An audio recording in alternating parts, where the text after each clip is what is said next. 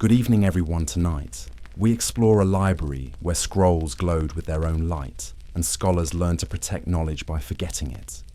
Have you ever held a secret so valuable that you feared what might happen if the wrong person discovered it? Imagine possessing not just one secret, but thousands ancient wisdom, forbidden truths, knowledge that could change everything. Now imagine the only way to keep it safe is to make it and yourself completely disappear. So before you get comfortable, take a moment to like this video and subscribe to Sleep Historian, but only if you genuinely enjoy what I do here. And please tell me, where in the world are you listening from and what time is it there? Share your location and local time in the comments. I love knowing how far these stories travel. Now let the mystery unfold. The scrolls that whispered in firelight. Before Rome learned to carve its name into stone, before emperors dreamed of roads that stretched to the edge of the known world, there existed a library whose location was kept like a breath held too long, sacred, painful, necessary.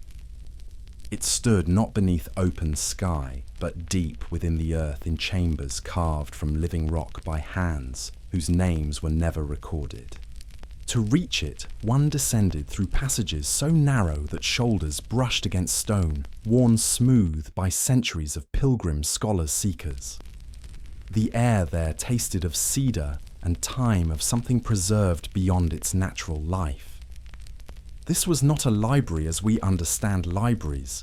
There were no windows, no marble columns catching sunlight, no grand entrance where knowledge announced itself to the world. This place existed in perpetual twilight, lit only by the scrolls themselves, for it is said in texts that survived only as fragments, as whispers passed from teacher to student in the smallest hours of night, that the manuscripts held within those chambers glowed with their own light. A pale luminescence, soft as moonlight, filtered through water, pulsing with a rhythm that those who saw it compared to breathing. The scholars who came here, and few were permitted entry, carried no torches. Fire was forbidden, not for fear of burning the scrolls, but because firelight, they believed, imposed false meaning upon the texts. These manuscripts were written in a script that predated what we now call language. Symbols that seemed to those who studied them to shift when observed from the corner of the eye. Characters that rearranged themselves between one reading and the next, as if the knowledge they contained was not fixed, but living, adapting to each reader's capacity for understanding. There was no catalogue, no inventory, no system of organisation that any visiting scholar could discern. The library held perhaps 3,000 scrolls, perhaps 30,000 accounts vary, and those who entered rarely agreed on even the dimensions of the chambers. Some described a single vast room, its ceiling lost in darkness above. Others spoke of a labyrinth of smaller spaces connected by passages that seemed to lead in directions geometry should not permit. What they agreed upon was this: the scrolls chose their readers. A scholar might enter seeking knowledge of astronomy and find himself drawn as if by invisible threads to a manuscript concerning the cultivation of silence. Another, searching for medical texts, would discover her hands reaching instead for a scroll that dealt with the architecture of dreams. The library, it seemed, knew what each visitor needed rather than what they wanted, and it was generous in the cruelest way, offering truths that could not be unlearned knowledge, that left its recipients forever changed. Those who read there spoke in whispers afterward, if they spoke at all. They described hearing voices in the corridors between the chambers, not voices exactly, but something more intimate and more distant at once. The echo of thoughts left behind by readers long dead. The residue of understanding clinging to the air like incense smoke after the ceremony has ended. Some claimed that if you sat very still in the deepest part of the library, you could hear the scrolls themselves, conversing in a language that existed before sound, before meaning, before the first word was ever spoken into being. The scholars who dedicated their lives to this place and there were always a few in every generation who chose to remain rather than return to the surface world, developed a reputation for strangeness. They forgot how to make casual conversation. They moved with a careful, deliberate grace, as if navigating invisible obstacles. Their eyes held a quality that those who met them found unsettling. Not madness, but a kind of layered awareness, as if they were seeing through multiple translations of reality at once. They spoke of the library as a living thing, not metaphorically. They insisted that the chambers breathed, that the rock walls held a pulse, that the entire structure was less a building than a body, an ancient organism that had learned over countless centuries to metabolize knowledge the way other creatures metabolize sunlight or flesh. They claimed the library was protecting something, or perhaps protecting them from something. The distinction, they said, ceased to matter after enough years underground. There were rituals for entering, though these were never written down. They were learned through observation, through trial, through the quiet correction of those who had come before. You entered barefoot, so your footsteps made no sound against stone. You left all metal outside, coins, rings, clasps for metal. They believed disrupted the subtle field that allowed the scrolls to glow.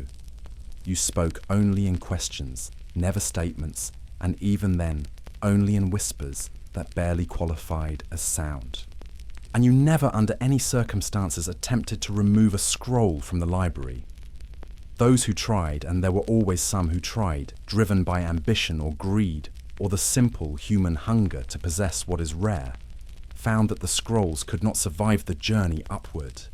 Taken from the chambers, they would begin to fade within minutes, their luminescence dimming like a dying ember. By the time the thief reached open air, they would be holding nothing but ash, fine as powdered silk, slipping through their fingers like water through a broken cup. The library existed for longer than most kingdoms.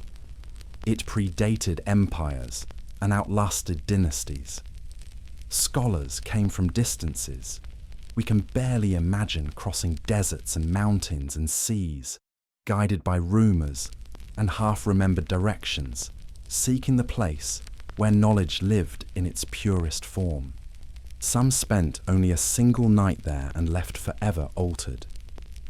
Others remained for years, decades, until the surface world became a half-remembered dream, less real than the whispers echoing through chambers of stone.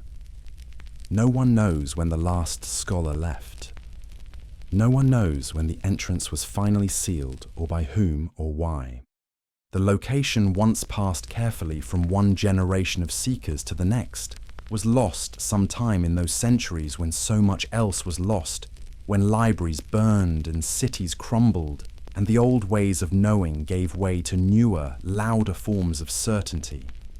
Some believe the library is still there, still waiting in its eternal twilight, its scrolls still glowing softly in chambers no human eye has seen for 1,000 years.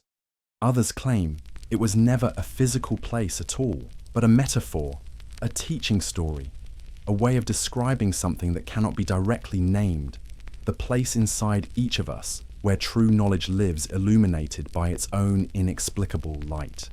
But there are those who insist even now that on certain nights, in certain forgotten corners of the earth where the rock runs deep and the air tastes of cedar, you can find narrow passages leading downward. That if you follow them far enough barefoot and silent, leaving everything metal behind, you will eventually smell something ancient and preserved. That you will see in the darkness ahead a faint glow like moonlight on water. And if you are very quiet, very still, very willing to receive what you did not know you needed, you will hear them. The scrolls, whispering in their language before language, their light pulsing like breath waiting in the darkness, as they have always waited, patient as stone, soft as dust, holding their secrets, with the tender grip of something that knows the difference between being lost and being hidden. Perhaps the library vanished. Perhaps it was buried. Perhaps it simply slipped sideways into a fold of time, waiting for a moment when the world is ready to listen, rather than possessed to receive, rather than conquer. Or perhaps it never left at all.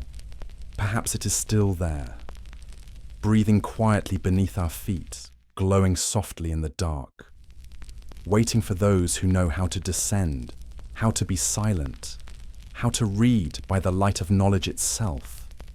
Those who understand that some truths can only be learned by those willing to be changed by them, and that the deepest wisdom has always required darkness and patience and the willingness to forget everything you thought you knew before you stepped into the light that exists only underground, only in whispers, only in the space between one breath and the next. The city built on 1,000 forgotten names. There was a city. Some say it stood where the desert now sleeps in its endless patience. Others claim it rose beside a river, whose name has been drunk by time that was not built of ordinary stone. Its walls, its pillars, its thresholds and archways were constructed entirely from blocks inscribed with names. Not the names of kings who conquered distant lands, not the names of gods who demanded sacrifice, but the names of ordinary people, farmers who worked soil that has long since turned to dust weavers, whose patterns are no longer remembered children, who died in winter before they learned to speak their own names aloud. Lovers, separated by wars whose causes have been forgotten more thoroughly than the wars themselves. Every brick carried a name, every stone in every wall, every step worn smooth by centuries of footfall. The script was carved so small, so delicately that it could only be read by touch, by fingertips moving slowly across the surface, tracing the curves and angles of letters in languages that no longer exist. Some of the inscriptions were deep chiseled with reverence and time.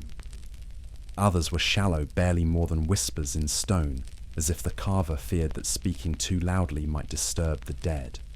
The builders of this city, and we know almost nothing of them, not even whether they called themselves a people, a tribe, a civilization, held a belief that has been lost to almost every culture that came after. They believed that to speak a name aloud was to resurrect a soul for a single breath, that each utterance was a small act of return, a momentary bridge between the world of the living and the vast silence that holds all those who have departed. And so the city itself became an instrument of resurrection, thousands upon thousands of names pressed into architecture, holding the walls upright, not with mortar or engineering, but with the accumulated weight of memory refusing to let go. It is said that the city hummed, not with the sounds of commerce or celebration, not with the noise of daily life as we understand it, but with something subtler, more persistent, a vibration that those who walked its streets could feel in their bones before they could hear it with their ears, as if the stones themselves were breathing, as if each name carved into rock and sealed into structure was exhaling softly continuously, a breath that would last as long as the walls stood, as long as the city remembered its purpose. Travellers who passed through, and there were not many for the city, was never on the route to anywhere else existing only for its own sake, reported strange sensations. Moments of sudden grief, with no discernible source welling up from somewhere deeper than their own memories. Flashes of joy that felt borrowed as if they were experiencing emotions that belonged to someone else, someone long dead, whose name they had touched without knowing. Dreams populated by strangers whose faces felt impossibly familiar, as if these were people they had known in some previous life, some previous self, now reaching across centuries, through the medium of carved stone and the intimacy of touch. The city had no palace, no temple to centralize worship, no marketplace where goods were exchanged under the governance of law. It was a labyrinth of remembrance, a maze without destination built by a people who understood something we have since forgotten, that civilization is not made of stone or metal or the consolidation of power, but of the fragile, deliberate act of not forgetting. That to build a city is to build a vessel for memory, and that memory, true memory, the kind that holds the names of those who had no power, no wealth, no legacy beyond the fact of their existence, is the only architecture that matters.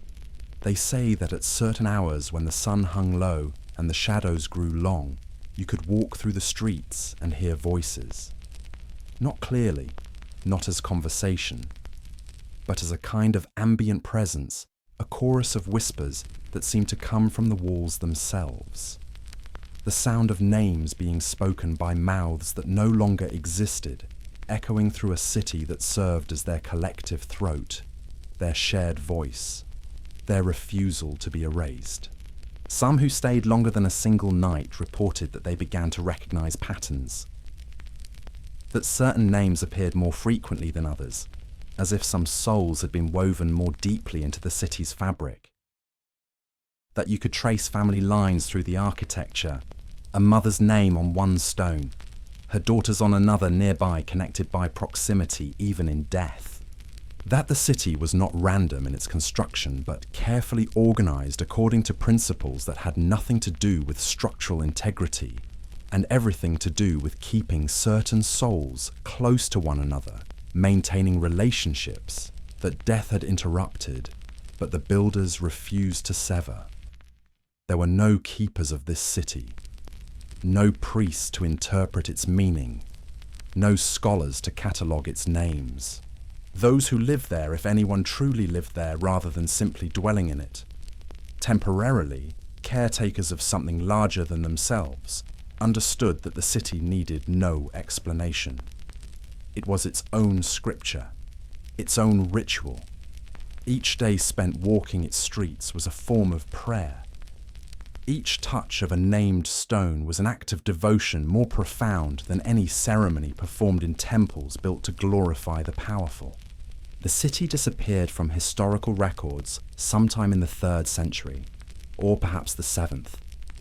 Or perhaps it was never recorded at all, existing only in stories passed from one traveller to another, from one generation to the next, growing more mythical with each retelling until it became impossible to separate what had been real from what had been imagined into being by those who needed to believe that such a place could exist.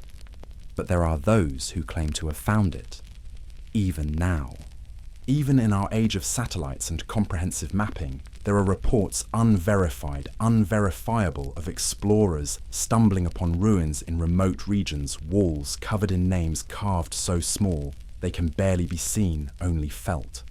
Of walking through streets where the air feels heavy with presence, where grief and joy move in waves that have no source, where the wind sounds almost like breathing, almost like voices, almost like the accumulated exhalation of 1,000 souls who were given the gift of being remembered. Perhaps the city still stands in some desert whose sands shift too frequently for permanent discovery, revealing and concealing it in cycles known only to the land itself. Perhaps it crumbled as all cities must its names scattered across the earth, each stone carrying its inscription into obscurity, separated from the collective memory it once helped to hold. Or perhaps, and this is what some believe, what some need to believe, the city was never meant to be a place you could find on a map. Perhaps it was always a metaphor, a teaching, a way of saying that we ourselves are cities built on forgotten names. That every life contains multitudes of the dead, that we are constructed from the memories of those who came before, that we stand upright, not through our own strength, but through the accumulated weight of everyone who has ever been remembered, everyone who has ever been named, everyone whose breath has contributed to the air we now breathe. In forgotten corners of the earth, where stone holds the memory of hands that touched it centuries ago, where wind moves through ruins with a sound like whispers, like breathing, like the soft insistence of names being spoken by no one and everyone at once there, perhaps the city still exists. Not as a destination, but as a presence. Not as history, but as something deeper than history, older than fact, more patient than truth. And if you were to walk there in moonlight, with your fingertips brushing against walls, worn smooth by time and touch, you might feel them. The names, each one a small resurrection, a brief return, a momentary bridge between silence and sound. You might feel the city breathing beneath your hands, humming with the accumulated presence of all those ordinary forgotten essential souls who were given the grace of being remembered, who were woven into architecture, who became the foundation upon which something sacred was built. Perhaps that is all any city ever is. Perhaps that is all any of us ever are. Names carved into the fabric of time, waiting to be touched. To be spoken, to be remembered back into existence for one more breath. One more moment before the silence returns and holds us as gently as the earth holds stone. As patiently as memory holds the dead, as tenderly as the darkness holds the light that has finally, after such a long journey, agreed to rest. The gate that opened only once every 1,000 years. At the edge of a forest that no longer exists, swallowed by desert, by time, by the slow erasure that claims all things green and growing, there stood a gate carved from a single block of black stone.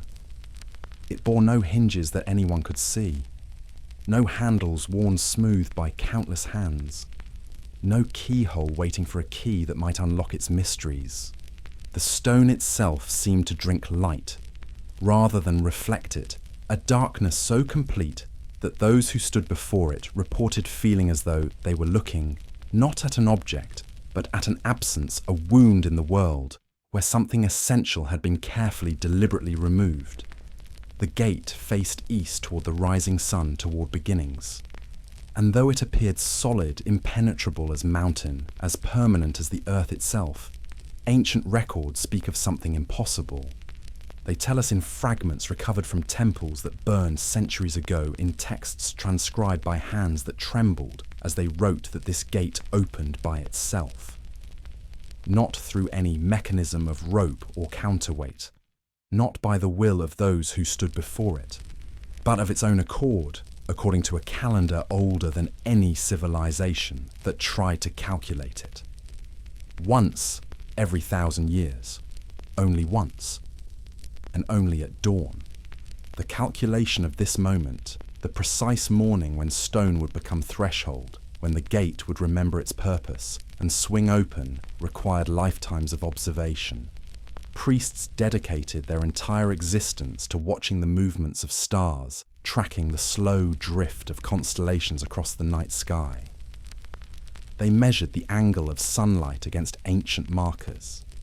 They counted the cycles of the moon, the passages of planets, the subtle variations in the Earth's own breathing. Some spent 50 years learning the mathematics from their predecessors, then 50 more teaching it to those who would continue the vigil after they were gone, never living to see the phenomenon they had devoted their lives to predicting. And yet, despite all this careful watching, all this sacred arithmetic, the gate never opened on the exact day the calculations suggested. It was always slightly off a day early, or 2 days late, or sometimes precisely at midnight between the predicted date and the next, as if the gate itself were gently correcting their mathematics, teaching them that some things cannot be fully known, only approximated, only approached with humility and patience, and the understanding that mystery will always exceed measurement. When the appointed time drew near, when the stargazers' calculations placed the opening within a handful of days, pilgrims would begin to gather. They came from distances that would kill many of them, across deserts that offered no water, over mountains that crumbled beneath their feet, through territories where they were not welcome, driven by something deeper than mere curiosity. They brought no offerings. They prepared no prayers. The gate, it was understood, required nothing from them except their presence, their witness, their willingness to stand in silence and wait.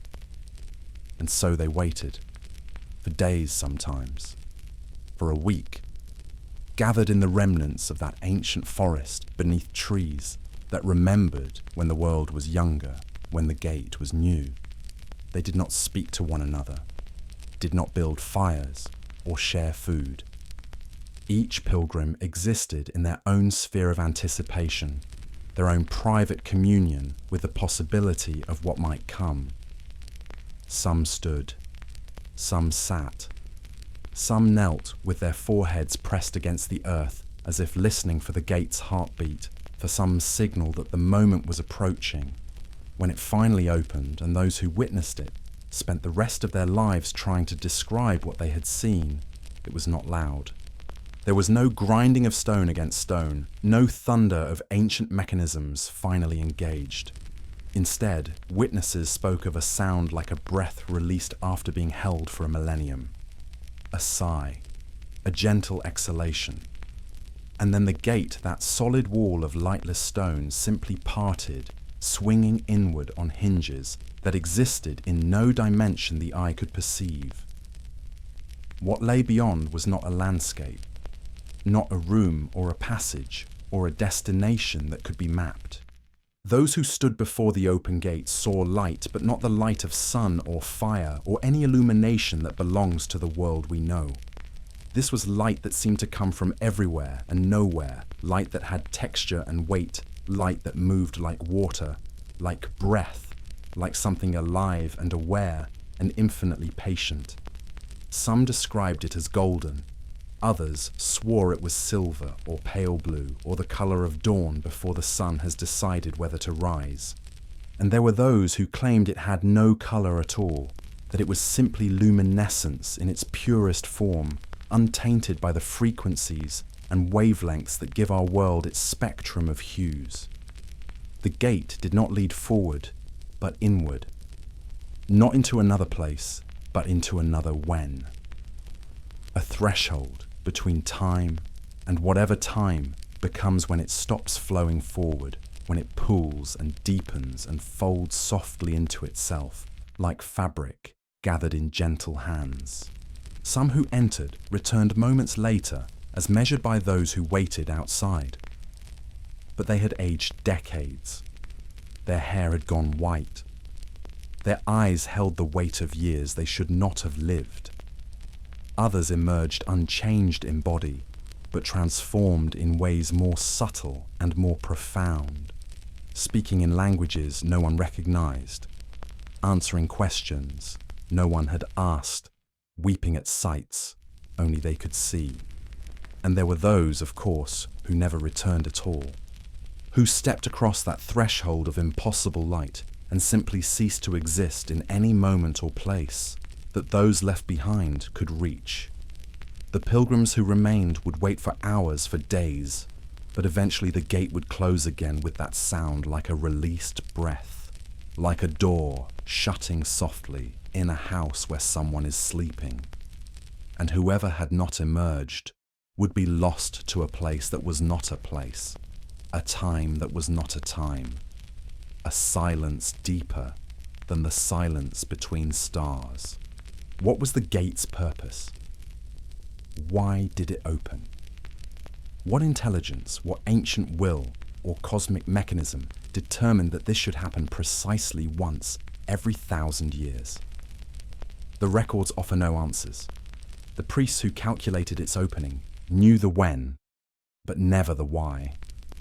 They understood that some phenomena exist not to be explained, but to be witnessed, not to serve human understanding, but to remind us that the universe is older and stranger and more patient than we will ever be. Some believed the gate was a wound, a place where reality had been torn and never properly healed, opening periodically to release the pressure of that ancient injury. Others claimed it was a gift, an invitation extended by something vast and unknowable offering passage to those brave or foolish enough to accept.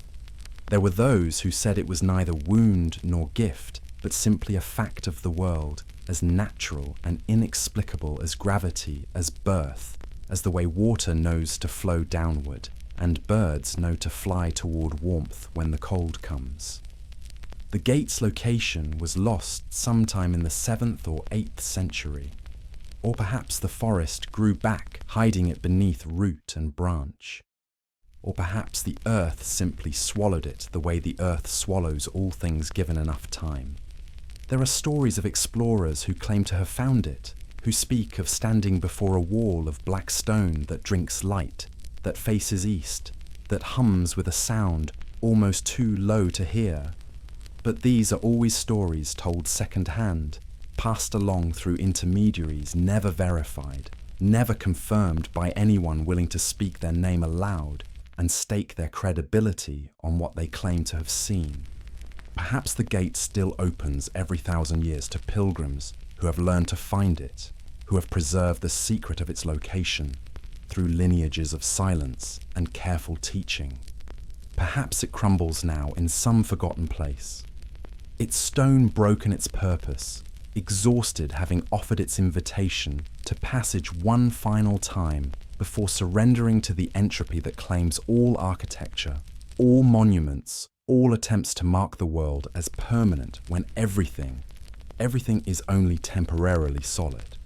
Or perhaps, and this is what the oldest texts suggest, what the wisest of those ancient stargazers tried to tell us, the gate was never meant to be understood as a physical thing at all. Perhaps it was always a metaphor, a teaching story, a way of saying that time itself has gates, has thresholds, has moments when the ordinary flow of hours and days parts like a curtain and something else becomes briefly, impossibly possible. That these moments come rarely, so rarely they seem to belong to myth rather than experience, but they do come. And when they come, we have a choice to step through into the unknown, into the light that has no name, and the time that flows differently than time, or to remain where we are safe and unchanged, watching as the gate breathes closed and another 1,000 years begins. Beneath the silence of forgotten forests, where stone holds the memory of moments too sacred to be recorded, where light still waits behind doors that open only when the universe decides the moment has arrived, there perhaps the gate still stands, patient as eternity, dark as the space between stars, counting down toward the next dawn, the next opening, the next impossible invitation to those willing to wait to watch, to step forward into mysteries that have no answers, only thresholds, only breath, only the soft whisper of stone becoming doorway, becoming light, becoming whatever lies beyond the last question we know how to ask. The ocean that remembered every shipwreck. There is an ocean marked on no modern maps, though sailors still speak of it in portside whispers, when the night grows long and the wine flows freely, and the distance between truth and legend narrows to nothing that does not forget. Not in the way we speak of memory as metaphor, as poetic decoration upon the facts of geography and current, but literally, completely, with a fidelity that defies every law we have written, to describe how water moves, how time passes, how the dead are supposed to release their hold upon the world, and sink into whatever darkness waits beneath the waves. When ships went down in those waters, and many did for the ocean, was treacherous in ways that had nothing to do with storms or rocks, or the failures of navigation. They did not fall to the bottom, as ships do in other seas. They did not scatter into wreckage, their timbers spreading across the ocean floor like the scattered bones of some great beast. Instead, they remained, suspended, held in a liquid amber of salt and time preserved in the exact moment of their sinking, caught forever in the gesture of their final descent. Divers who ventured into those depths, and there were always a few in every generation, driven by curiosity or greed, or the particular madness that comes from hearing too many stories, and needing to know if even one of them is true, returned with accounts that made other sailors cross themselves and touch the wood of the nearest mast for protection.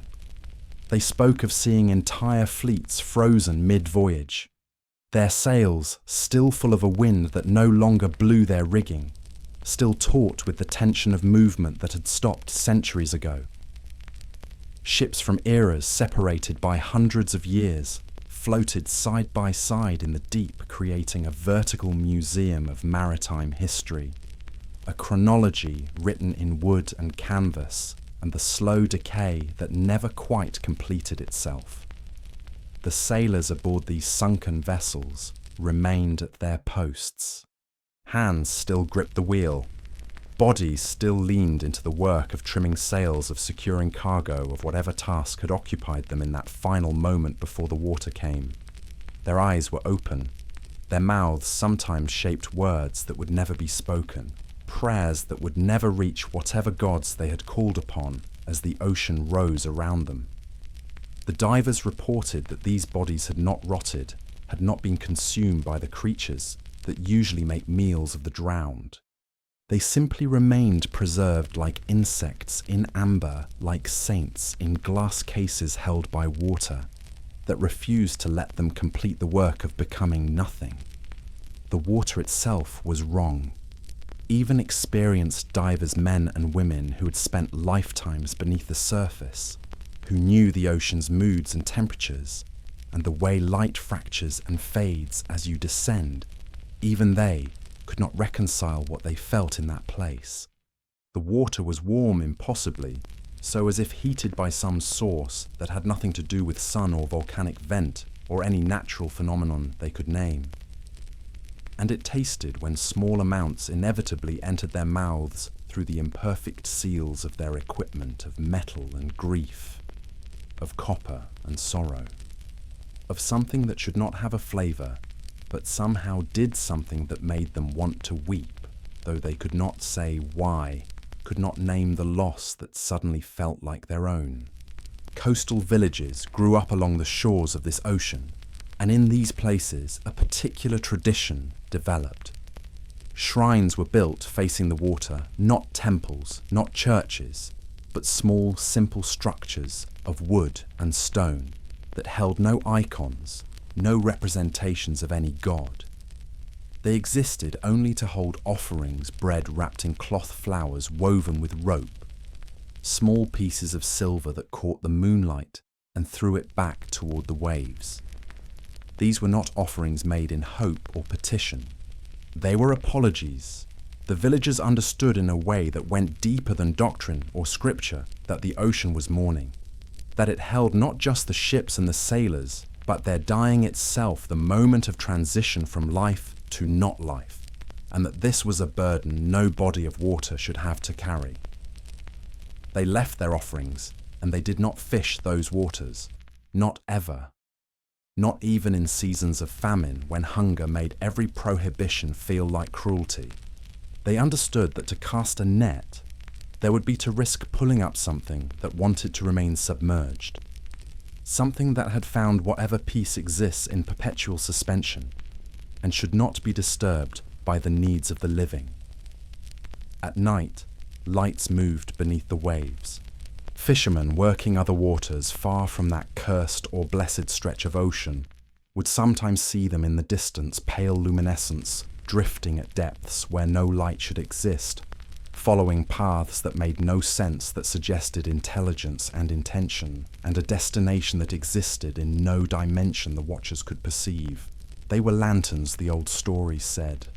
Lanterns from the sunken ships, still burning with whatever impossible fuel had kept them lit in that first moment of sinking. Still trying perhaps to guide their vessels to harbours that no longer existed, to shores that had eroded into memory, to homes that time had taken while they remained trapped in the amber of that remembering ocean.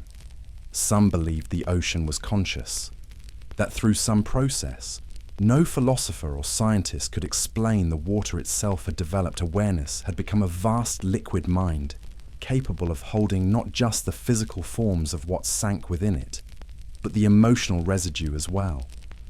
That every ship carried its own freight of fear and hope and desperate prayer, and the ocean had absorbed all of it, had taken it in and held it, and could not let it go.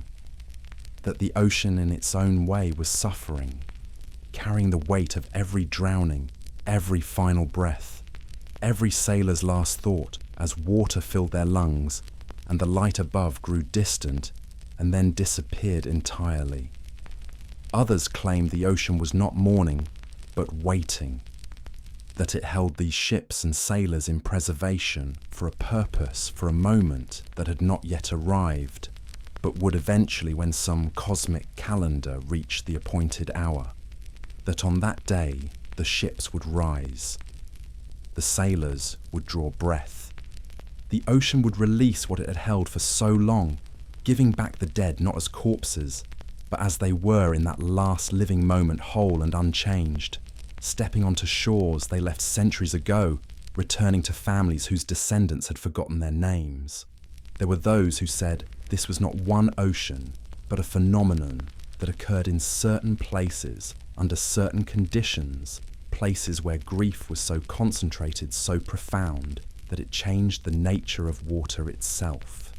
That anywhere enough loss had occurred, anywhere the boundary between living and drowning had been crossed by enough souls, in enough anguish the ocean would begin to remember, would begin to hold, would become less a body of water and more a body of witness, refusing to let the drowned be forgotten, refusing to release them to the ordinary mercy of decay and return.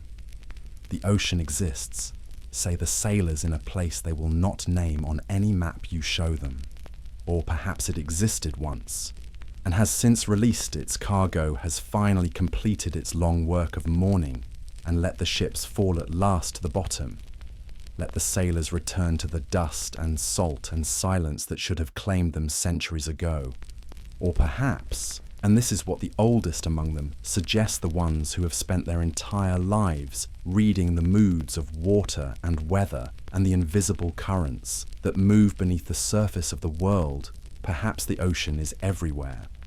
Perhaps every body of water holds its dead in ways we cannot see in depths. Our instruments cannot measure in a dimension that exists alongside our own, but separate from it, touching but never quite meeting. Perhaps when we swim in the sea, when we float upon its surface or dive beneath its waves, we are moving through a space crowded with the preserved and the suspended, with ships that wait in the deep, with sailors who watch us from their posts, with eyes that no longer see in the way we understand seeing. Perhaps the water that touches our skin has touched theirs, has held their final moments, and carries still some trace of what they felt, what they knew, what they released, when they released their breath and let the ocean in. In forgotten corners of charts that sailors no longer trust, in the margins where mapmakers once wrote, "Here be dragons," or "Beyond this point, the world becomes strange," there sometimes a careful hand has marked a small notation, a symbol, a warning, a reminder that not all depths can be measured, that not all darkness is empty, that some waters hold more than we can see, more than we can bear to know. And on certain nights, when the moon is absent or hidden behind clouds, when the boundary between water and sky becomes uncertain, and the world feels like a single seamless darkness that extends in all directions without end. Fishermen have reported hearing bells, not loud, not insistent, but soft and steady and impossibly distant, tolling from somewhere beneath the waves.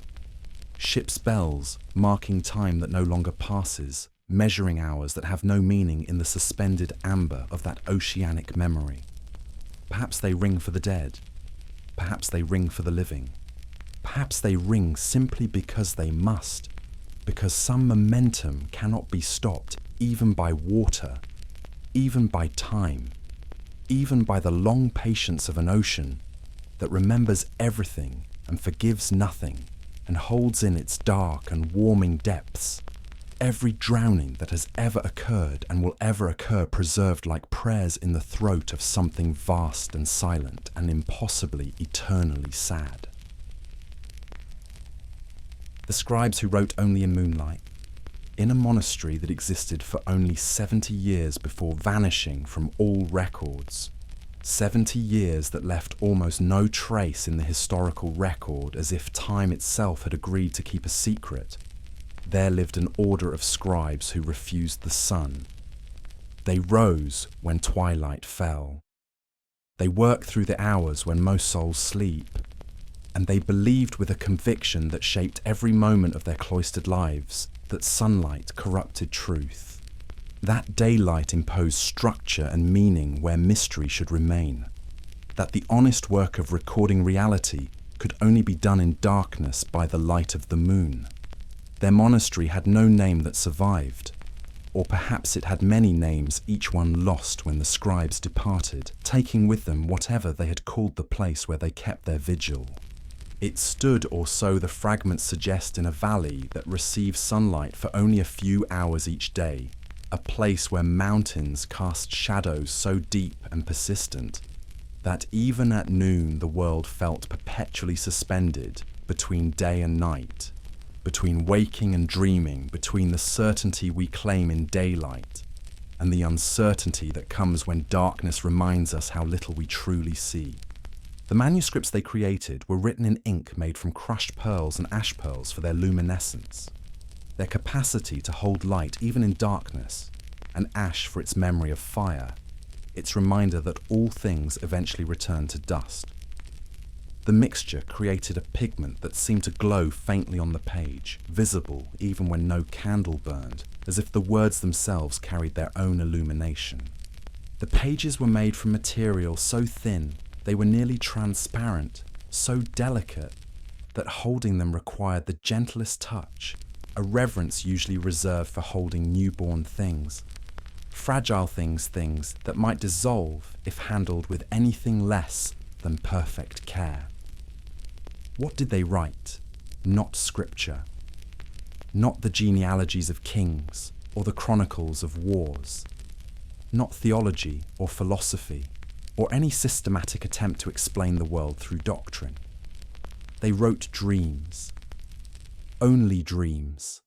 The sleeping visions of travellers who passed through their valley of children in nearby villages, of the sick and the dying, who came seeking whatever comfort the monastery might offer.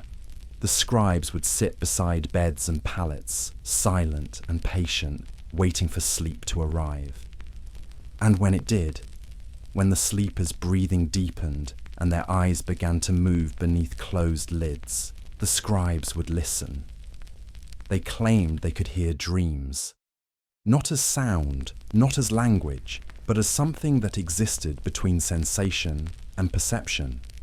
A form of knowing that required absolute silence and absolute attention, and the particular clarity that comes only in darkness when sight cannot dominate the other senses.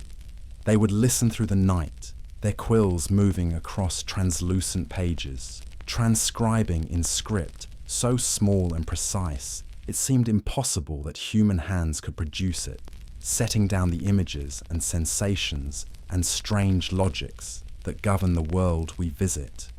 When consciousness releases its grip and lets us slip into whatever country exists on the other side of waking. Each dream was treated as sacred text, given the same reverence that other monasteries gave to the words of prophets and saints, copied with exquisite care and stored in silver boxes that protected the manuscripts from light, from moisture, from time itself.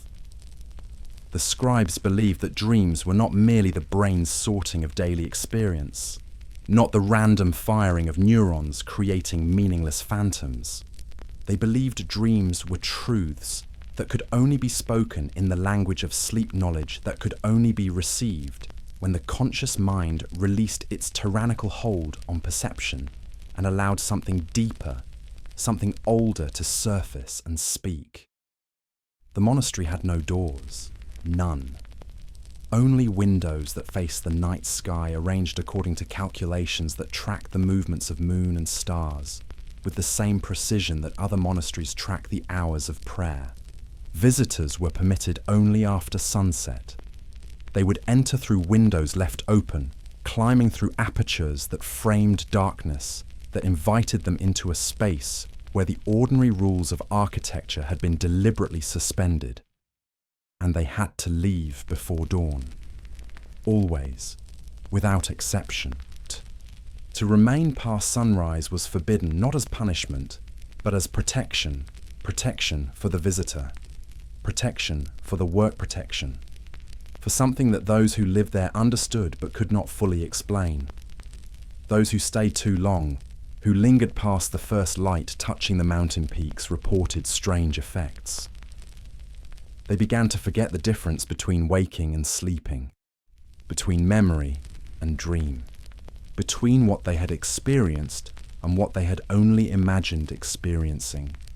Some claimed the boundary simply dissolved, that after enough hours in that place where only moonlight entered, where every text was a transcribed dream, and every dream was treated as revelation, the distinctions ceased to matter.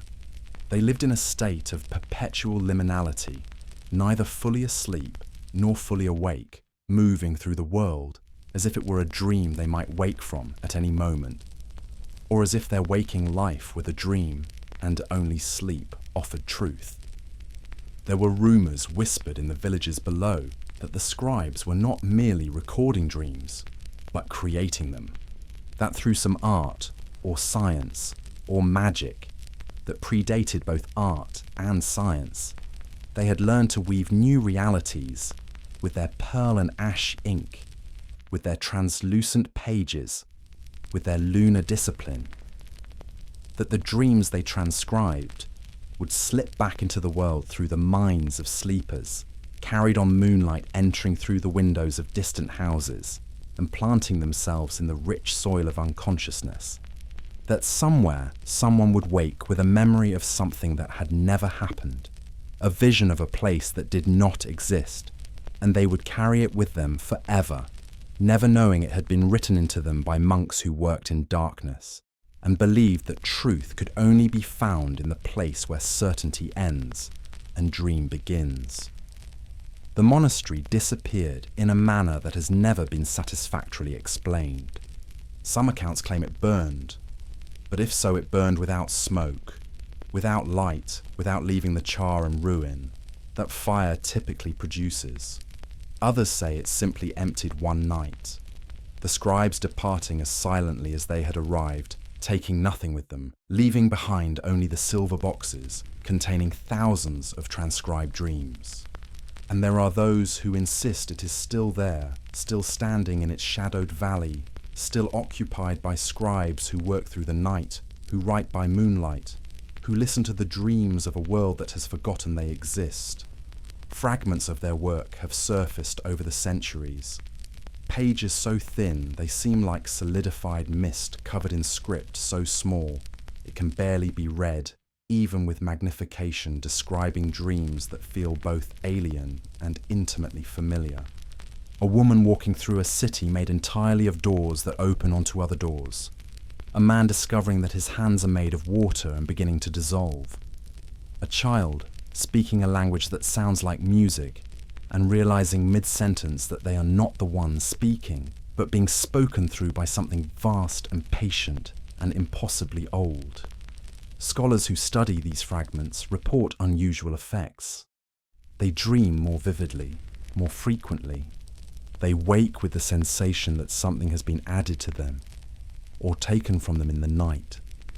Though they cannot say what cannot name the presence or absence that lingers like perfume, like the memory of a touch, like words heard in a language they do not speak but somehow briefly understood.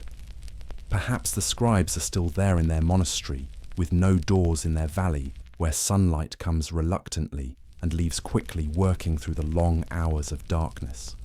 Perhaps they are listening even now to your dreams and mine, to the strange theatres that open, when consciousness finally releases its grip and lets us fall into that other country where the rules are different, where impossible things occur without explanation, where we meet versions of ourselves we do not recognize and speak truths we could never speak in daylight. Perhaps they are transcribing this very moment. You're listening, you're drifting the slow dissolution of the boundary between waking and sleeping. Perhaps there is a page impossibly thin, glowing faintly with pearl and ash ink, on which your name appears, on which the dream you are about to enter is already written in script so small and precise It seems like lace made of words, like a net woven from moonlight, designed to catch not fish, but the fragments of visions that swim through the dark waters of sleep. And perhaps when morning comes, when you wake and try to remember what you dreamed, you will catch only the faintest trace, a sensation, an image, a feeling that lingers for just a moment before dissolving like mist in sunlight. And you will not know that somewhere in a place that may or may not exist, a scribe has closed their silver box, has set down their quill, has watched the moon descend toward the horizon, and whispered a small prayer of gratitude for the darkness that allows truth to exist, without the corruption of certainty, without the violence of light, without the insistence that what we see is all there is to see. Beneath the silence where memory fades into dream, and dream fades into something older than memory, there the scribes still work, patient as stone, quiet as dust, recording the visions that visit us when we finally mercifully agree to stop knowing and simply receive whatever mysteries the darkness chooses to reveal. The kingdom that spoke only in silence. There was a kingdom small, remote, forgotten, even by those who once traded with it, where spoken language was forbidden. Not as punishment, not as the decree of some tyrannical ruler who feared the power of words, but as philosophy, as practice, as a profound understanding of something most civilizations never pause long enough to consider that words are violence. That speech fractures the unity of thought and feeling. That language, for all its beauty and utility, creates the very separations it claims to bridge, imposing distance between souls that might otherwise touch directly immediately without the clumsy mediation of sound. The people of this kingdom believed that true communication occurred in silence, that the deepest truths moved not through air, vibrating in patterns we call words, but through something more subtle, more immediate, a direct transmission of intention and emotion that required no translation, suffered no distortion, created no misunderstanding. And so they trained themselves from childhood in the disciplines of wordlessness. They learned to communicate through gesture, through the infinite expressiveness of the human face, through music that carried meaning in its melodies, but never in lyrics, and through a complex system of touching fingertips to wrist, palm to shoulder, forehead to forehead, each contact point conveying specific meanings, specific emotional textures, specific shades of thought that words could only approximate, and in approximating destroy. Visitors found the silence unbearable at first. They would arrive at the kingdom's borders that were marked not by walls or guards, but by carved stones that bore no inscriptions, only smooth surfaces that seemed to absorb sound to dampen it, to remind those who approached that they were entering a space where noise was understood as a kind of pollution, a disturbance of the natural order, and they would feel the oppression of it immediately, the weight of unspoken things, the pressure of thoughts that had nowhere to go except inward circling and deepening and becoming more complex in the absence of any outlet through speech. But those who stayed longer, who surrendered to the discipline rather than fighting it, reported something extraordinary, a gradual shift, a clarification, as if something that had always been clouded in their minds suddenly became translucent, allowing them to see through layers of consciousness they had never known existed. They found that without words, their thoughts became both simpler and more profound. That the endless internal narration that usually accompanied their waking hours, the voice that describes, judges plans, remembers, anticipates, began to quiet. And in that quieting, they discovered a quality of attention they had never accessed before. A way of being present that words had always prevented, dividing each moment into the part they were experiencing and the part they were describing to themselves as they experienced it. The kingdom kept no written history. This was perhaps inevitable. If speech was forbidden, writing, which is only speech made permanent, frozen into symbols, was doubly so. Instead, they created what they called living archives. Dancers, whose movements embodied the stories of the kingdom's founding, whose choreographed gestures held the memory of wars and famines and moments of collective joy. Weavers whose patterns encoded genealogies and laws, each colour and thread crossing representing lineages, relationships, the intricate web of obligation and kinship that held the society together.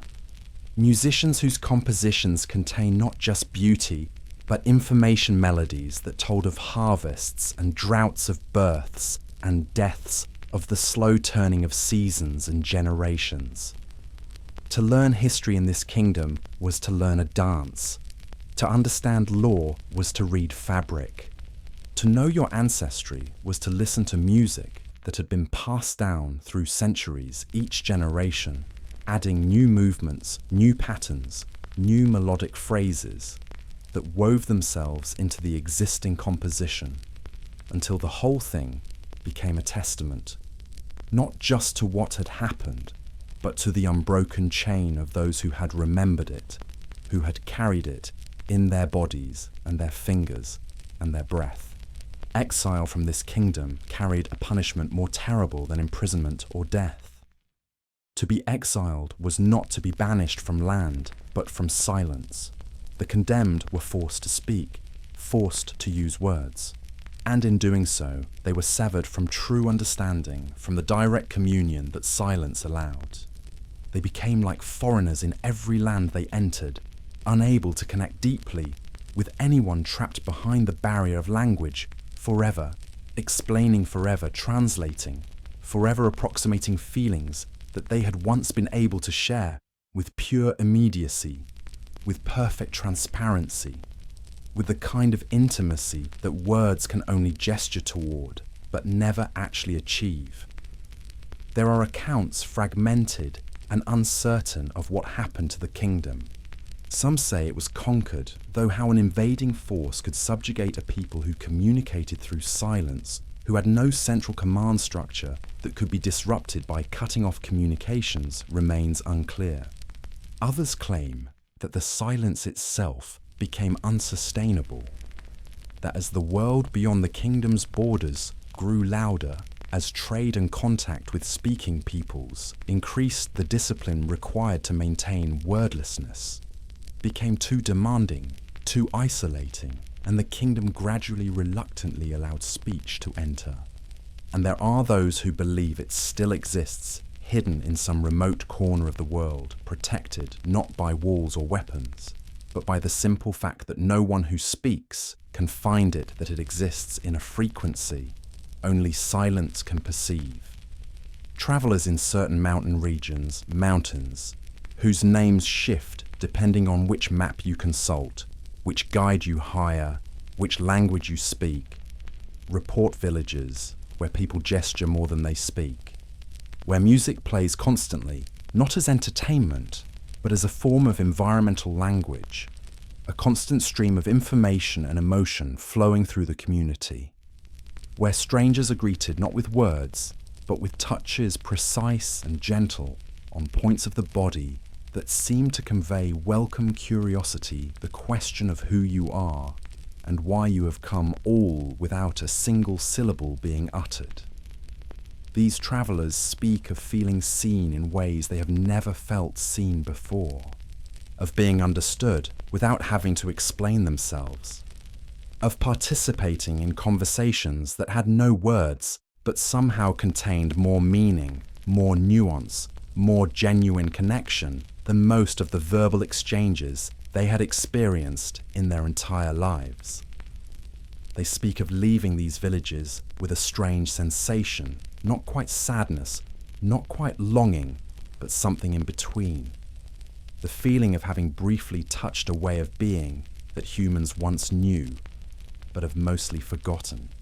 The feeling of having remembered something they never learned. Perhaps the kingdom was an experiment, a test of whether human beings so dependent on language, so defined by our capacity for speech, could transcend that very capacity and find something deeper beneath it. Perhaps it succeeded, perhaps it failed. Perhaps success and failure are the wrong categories, the wrong way of thinking about what that kingdom attempted, categories that belong to the world of words and logic. And the need to judge, to conclude, to wrap things up in neat packages that can be filed away and forgotten. Or perhaps the kingdom understood something we are still learning. That silence is not the absence of communication, but its purest form. That, what we call language, is only a crude approximation of the direct mind-to-mind, heart-to-heart transmission that becomes possible when we stop trying to translate our inner experience into external sound. That every word we speak creates a small separation, a tiny wound in the fabric of understanding, and that a civilization built on words is therefore a civilization built on countless small separations, countless tiny wounds, until we become so accustomed to the pain of disconnection that we mistake it for the natural state of human relationship. In the quiet spaces between breaths where thought has not yet crystallized into language, where feeling exists before it is named and therefore diminished by naming, there perhaps the kingdom still exists. Not as a place on any map, but as a possibility, a reminder that what we take for granted as the only way to communicate is merely one way, and perhaps not even the best way. That beneath all our speaking, beneath the constant noise we make to assure ourselves and others that we exist, that we have thoughts, that we matter, beneath all of that, there is silence. And the silence is not empty. The silence is full. The silence holds everything we have ever wanted to say to each other, but could not, because words, beautiful and necessary as they are, can never quite carry the full weight of what we mean, what we feel, what we know in the wordless depths of ourselves. Listen, not to sound but to the space between sounds, not to what is said but to what remains unsaid beneath the saying. There in that space, in that silence, there is the kingdom. There is the language before language. There is the touch of understanding that requires no explanation, no translation, no justification.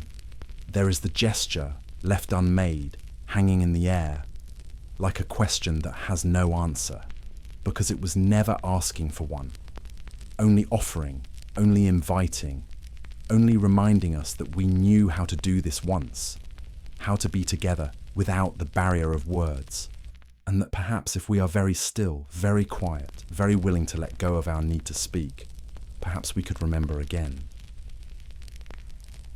The stars that fell and were buried, long before telescopes, before even the naming of constellations, before humans had assigned stories to the patterns above and claimed to understand the sky's architecture, there was a night when stars fell. Not meteors, not the burning debris that occasionally streaks across the atmosphere, brilliant and brief, but stars, actual points of celestial light descending slowly from their fixed positions in the heavens, moving with what witnesses described as deliberation, as choice, as if each one were carefully selecting the place where it would come to rest. The event was recorded across 3 continents, in texts written by hands that trembled as they set down what they had seen. In temple carvings where priests attempted to capture in stone what words could not adequately hold. In oral traditions passed down through generations until the story had been worn smooth by repetition, its sharp edges of impossibility somehow made more acceptable through the simple fact of having been told so many times that it became part of the fabric of what people knew, whether or not they could explain how they knew it. The stars fell without sound. This detail appears in every account emphasized as if the silence were somehow more impossible than the falling itself. Witnesses stood in fields and on rooftops and along shorelines watching points of light detached from the fixed architecture of night and descend through air that should have screamed with their passage, but instead remained perfectly, impossibly still.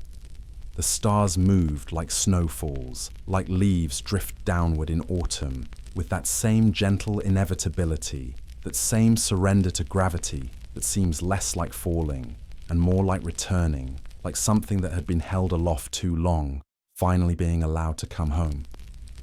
They struck the earth without impact.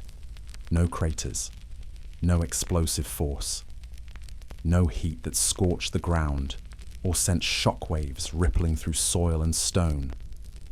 They simply arrived, embedding themselves where they landed, as if the earth had always contained spaces precisely shaped to receive them, as if matter itself parted softly to make room for their presence, and then closed around them, like water closes around a stone dropped into a still pond, leaving barely a ripple to mark the entry. In the days that followed, people dug where the stars had fallen. Not immediately, there was a period of hesitation, of fearful reverence during which no one dared approach the places where celestial light had touched the earth. But eventually, curiosity or courage or simple human need to understand overcame the paralysis of awe, and they began to excavate. What they found were not rocks, not the iron and stone and frozen remnants of cosmic debris that meteors leave behind. They found objects that defied description then and defy it, still objects that the fragmentary texts struggle to characterize using language designed for earthly things, for matter that obeys the rules we have learned to expect. Some of what was unearthed appeared geometric, perfectly symmetrical shapes that could not occur naturally, forms that seemed to exist in more dimensions than the eye could perceive, causing a strange doubling of vision when looked at directly, as if the object existed simultaneously in multiple states, and the mind could not reconcile them into a single coherent image. Others seemed organic, almost alive, with surfaces that pulsed faintly like skin over a beating heart, warm to the touch, despite having been buried in cold earth. All were impossibly dense. A sphere no larger than a child's fist would require 2 grown men to lift. A fragment that fit in a closed palm weighed more than a sack of grain, as if it had been condensed from pure gravity, as if mass and volume had been divorced from each other and recombined according to laws that physics would later claim to understand but never actually explained. The objects were faintly luminous, giving off a light that had no obvious source, that seemed to emanate from within their structure rather than being reflected from without. Communities formed around these fallen stars. Not cities, not in the conventional sense, but gatherings organized entirely around the presence of what had come from above.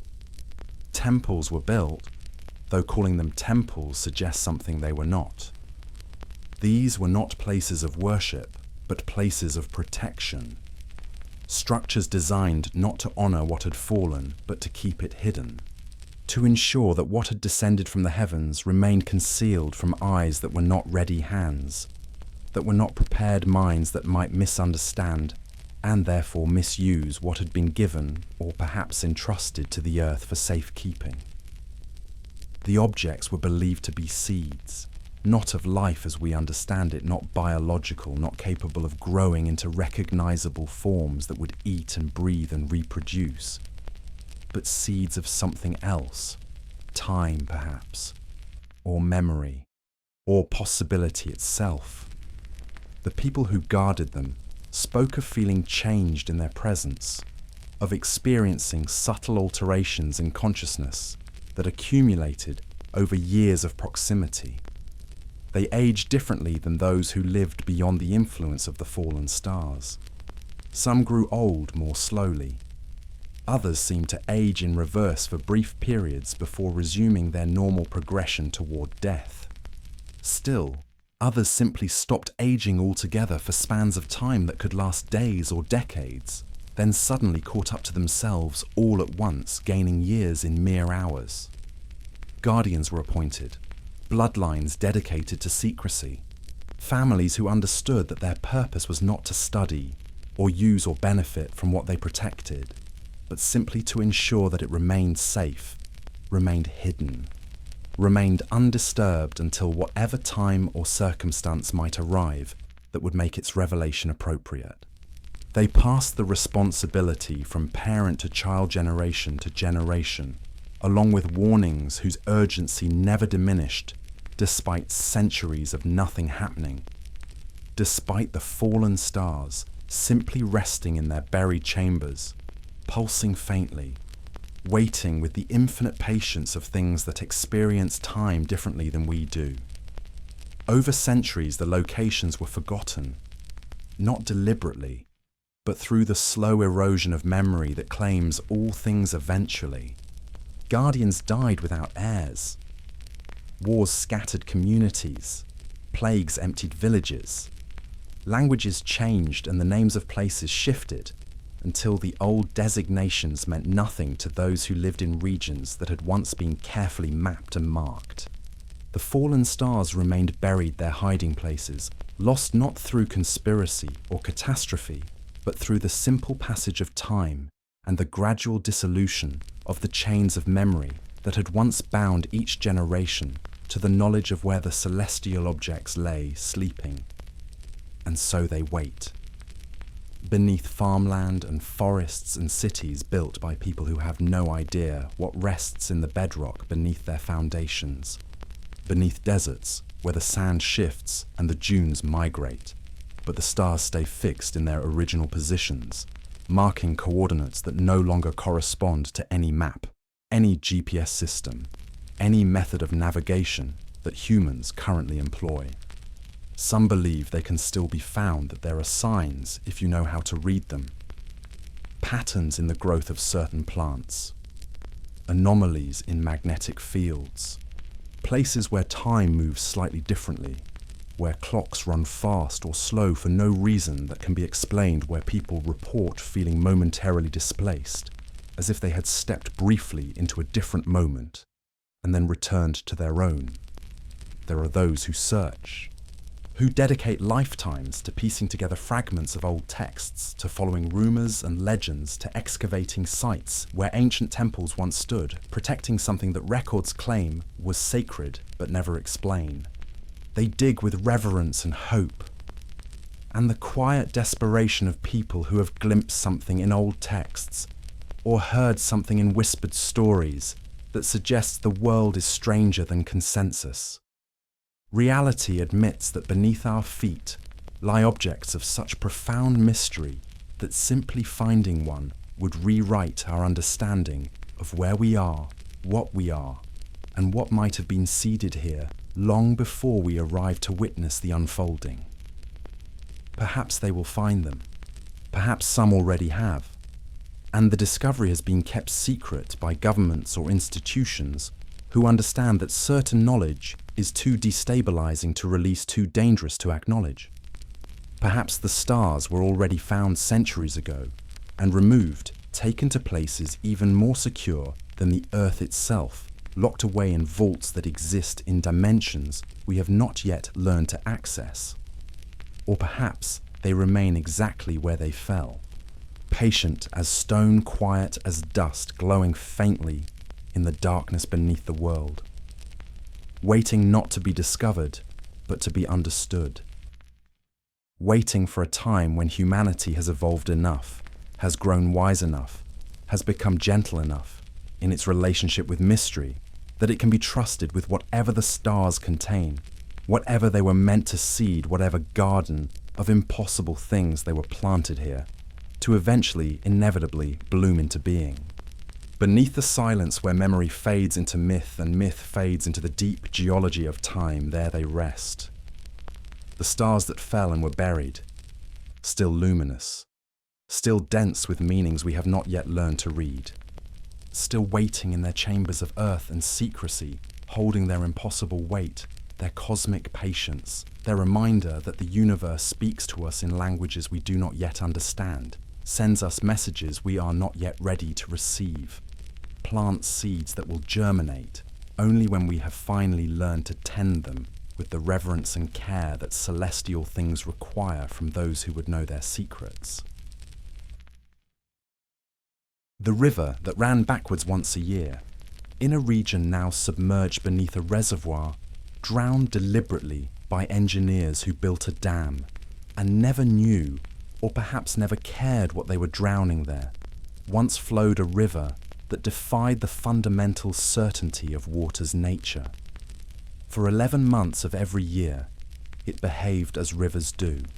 It ran eastward toward the sea, following the gentle slope of the land, obeying gravity's patient insistence, carrying mountain snowmelt and rainfall, toward the vast ocean that waits at the edge of all continents, receiving everything that flows, never refusing, never turning away. But on a single day each autumn, a date that shifted slightly from year to year, drifting forward or backward by a day or two, according to patterns that priests spent lifetimes learning to predict, the river turned. It reversed its course. It flowed west back toward the mountains, back toward its source, as if remembering something it had forgotten. As if responding to a call no human ear could detect. As if demonstrating once annually that even the most fundamental laws of nature are not laws at all, but habits patterns that can be broken when something deeper than physics decides that breaking is necessary. The reversal lasted only until sunset. A handful of hours during which the river ceased being a river, as we understand rivers, and became something else, a living thing enacting a ritual, a body of water performing a remembrance, a flow of time made visible and allowed just once each year to move against its ordained direction. Those who lived along its banks mark this day as the most sacred of their calendar. Not a celebration exactly, not a festival in the sense of joy or excess, or the kind of communal gathering that seeks to affirm life through noise and abundance, but an observance, a witnessing, a collective holding of breath while something impossible occurred, and then, as evening came, released itself back into the ordinary world, where water flows only downhill, and time moves only forward, and the past remains forever out of reach. During those hours of reversal, the river transformed in ways that went beyond mere direction. Its water became sweet where it had been bitter. Throughout the year, it carried the mineral taste of stone, the slight alkalinity of earth dissolved, and carried in suspension the flavour that tells you this water has travelled far and gathered much in its journey. But on the day of turning, that taste vanished. The water ran clear and pure, as if it had just emerged from some pristine source, as if its backward journey had allowed it to shed the accumulated burden of its forward progress, to return briefly to innocence, before resuming the long work of carrying the mountains down to the sea. People came to bathe in it, from villages scattered throughout the region, sometimes from distances that required days of travel to reach the river before the reversal began. They brought nothing with them, no offerings, no gifts, no objects of any kind. They came only with their bodies and their hope wading into water that flowed against nature, immersing themselves in current that moved toward beginning rather than ending. It was believed that the backwards flow could reverse other things as well. Illness, misfortune, the slow accumulation of regret that weighs down every life that has been lived long enough to understand that choices once made cannot be unmade, that the past is a country we depart but can never revisit. Some claim to see visions in the current. Images that appeared in the water itself, or perhaps in the mind while the body was submerged, the distinction unclear, the boundary between inner and outer experience becoming permeable in that place where water defied its nature and therefore suggested that other impossible permeabilities might exist. They saw faces of ancestors who had died before they were born, recognizable somehow, despite never having seen them known, through some knowledge that existed deeper than memory in the blood, perhaps in whatever carries lineage forward through generations. They saw glimpses of futures that might have been versions of themselves, who had made different choices at crucial moments, who had turned left instead of right, who had spoken instead of remaining silent, who had loved different people or lived in different places, or followed different paths through the landscape of possibility that every life navigates. The phenomenon was never explained, not for lack of trying.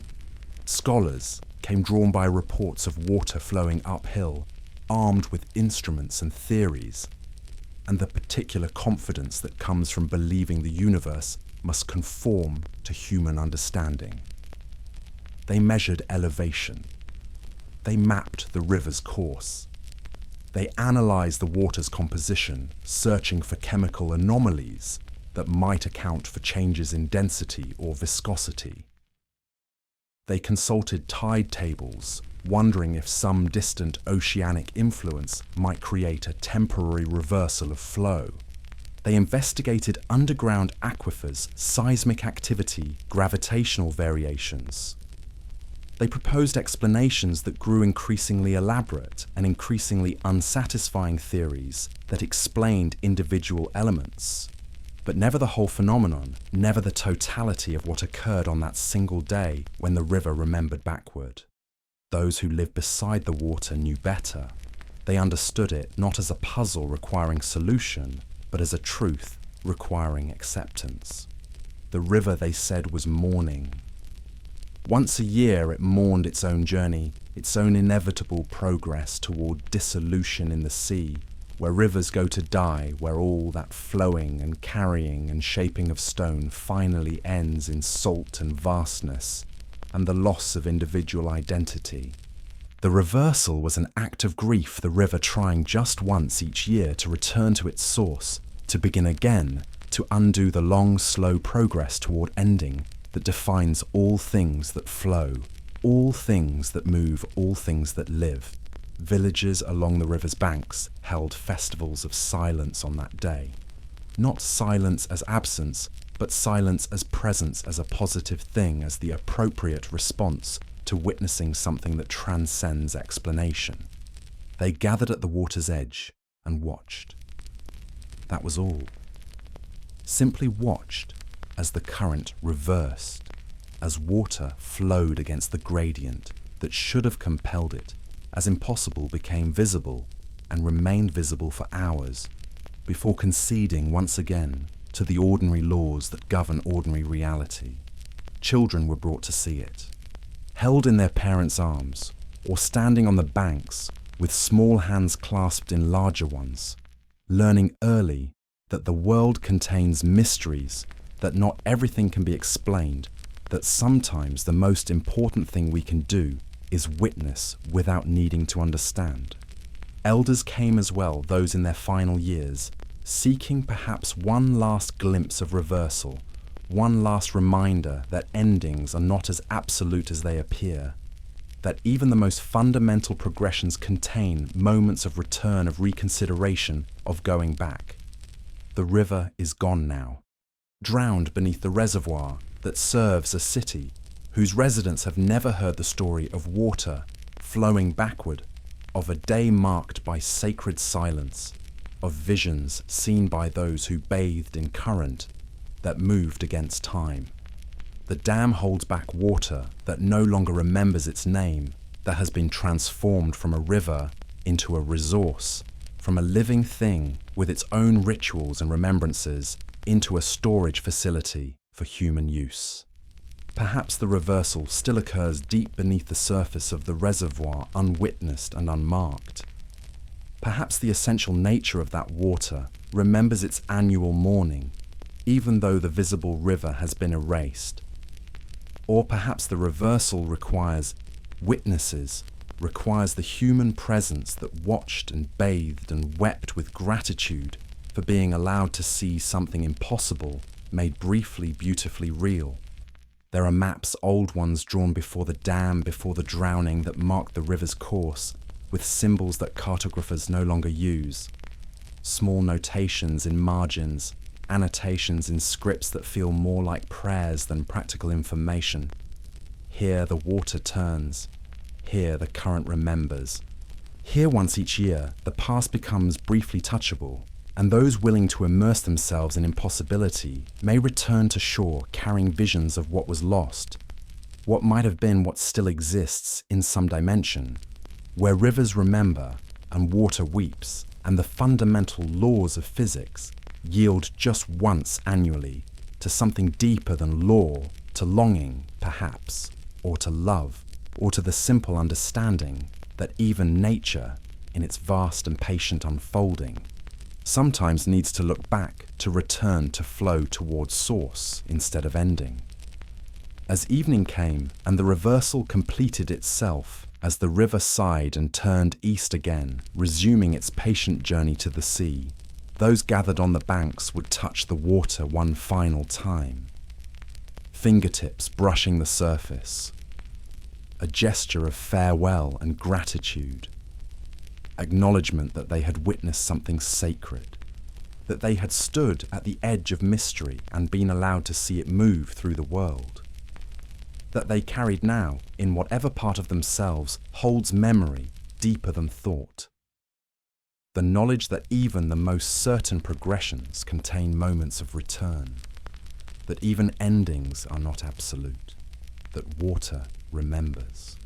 That the past, though distant, though gone, though allegedly unreachable, sometimes flows backward for a handful of hours, and in those hours, everything we thought we understood about the direction of time becomes uncertain, becomes permeable, becomes soft enough to wade into, to immerse ourselves and to emerge from changed in ways we cannot name, but will carry forever.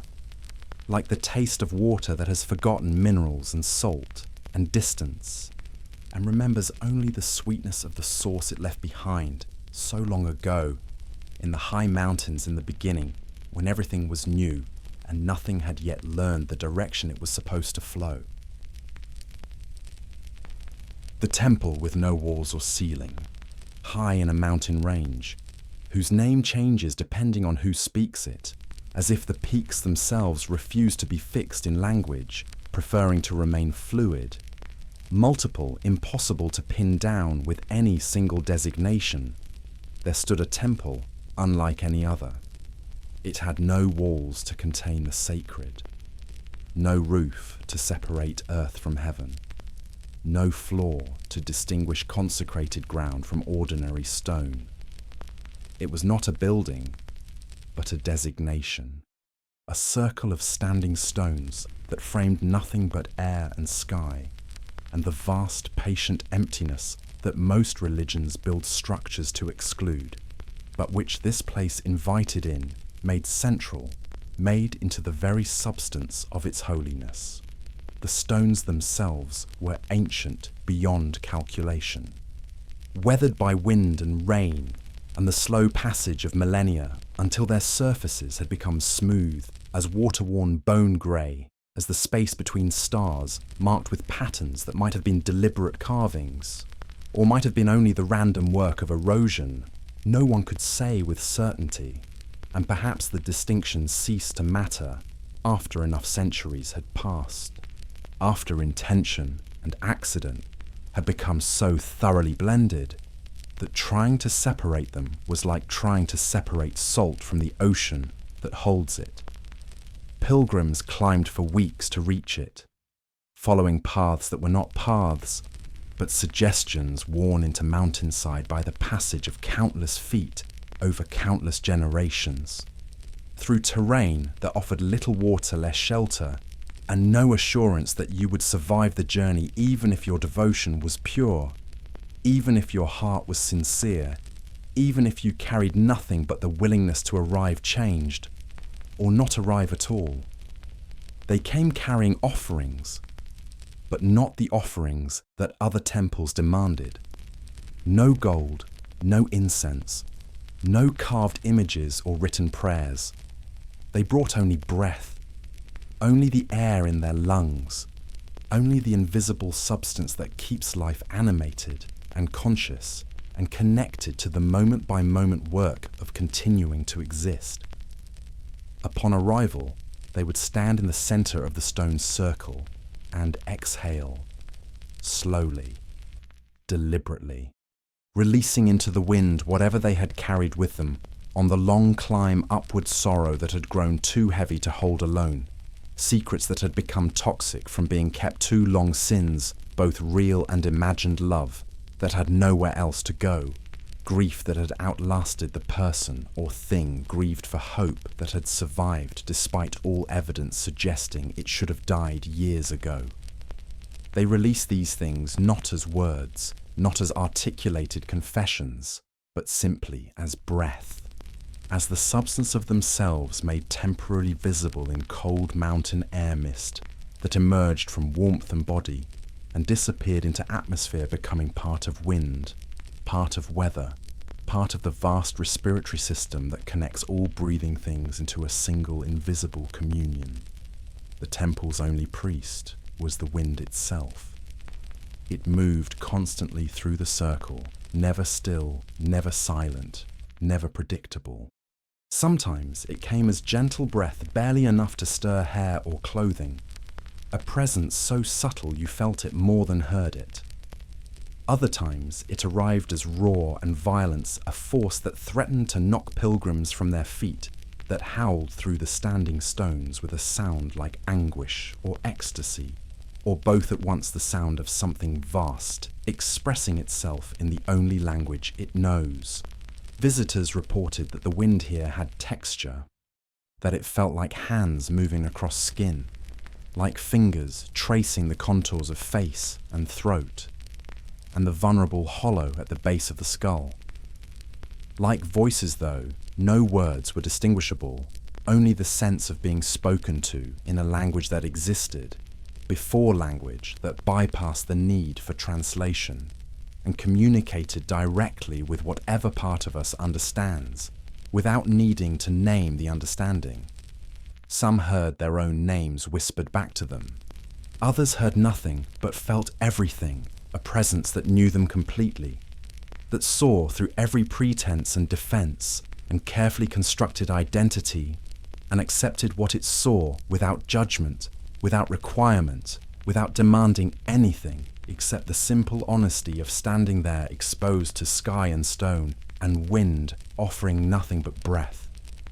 The temple kept no records, made no demands, promised no salvation. It simply received the breath of everyone who climbed to meet it, received their exhalations and their unspoken burdens and transformed them through some alchemy that was not metaphorical, but actual, not symbolic, but real. Pilgrims who came carrying weight they thought would crush them eventually walked away lighter, not because their problems had been solved or their sorrows erased, but because something in the act of offering them to win to emptiness, to a sacred space that contained nothing and therefore could contain everything, something in that act changed their relationship to what they carried, made it possible to hold grief without being destroyed by it, to acknowledge sin without being defined by it, to carry love even when it had nowhere to land, no recipient, no destination except the offering itself. The stones were covered in markings, not carved deliberately, but worn smooth by centuries of touch, by hands that reached out to steady themselves against wind, by foreheads pressed against cold rock in moments of overwhelming emotion, by bodies that collapsed against stone when legs could no longer hold the weight of standing upright in the presence of something that vast, that patient, that willing to receive without requiring anything in return. The markings formed patterns that looked almost like language, almost like some vast text being slowly written by the accumulated touch of everyone who had ever stood there, everyone who had ever offered their breath to wind and stone and emptiness. Some believed the temple was a wound, a place where the membrane between worlds had worn thin, where something essential had leaked through and never quite sealed itself.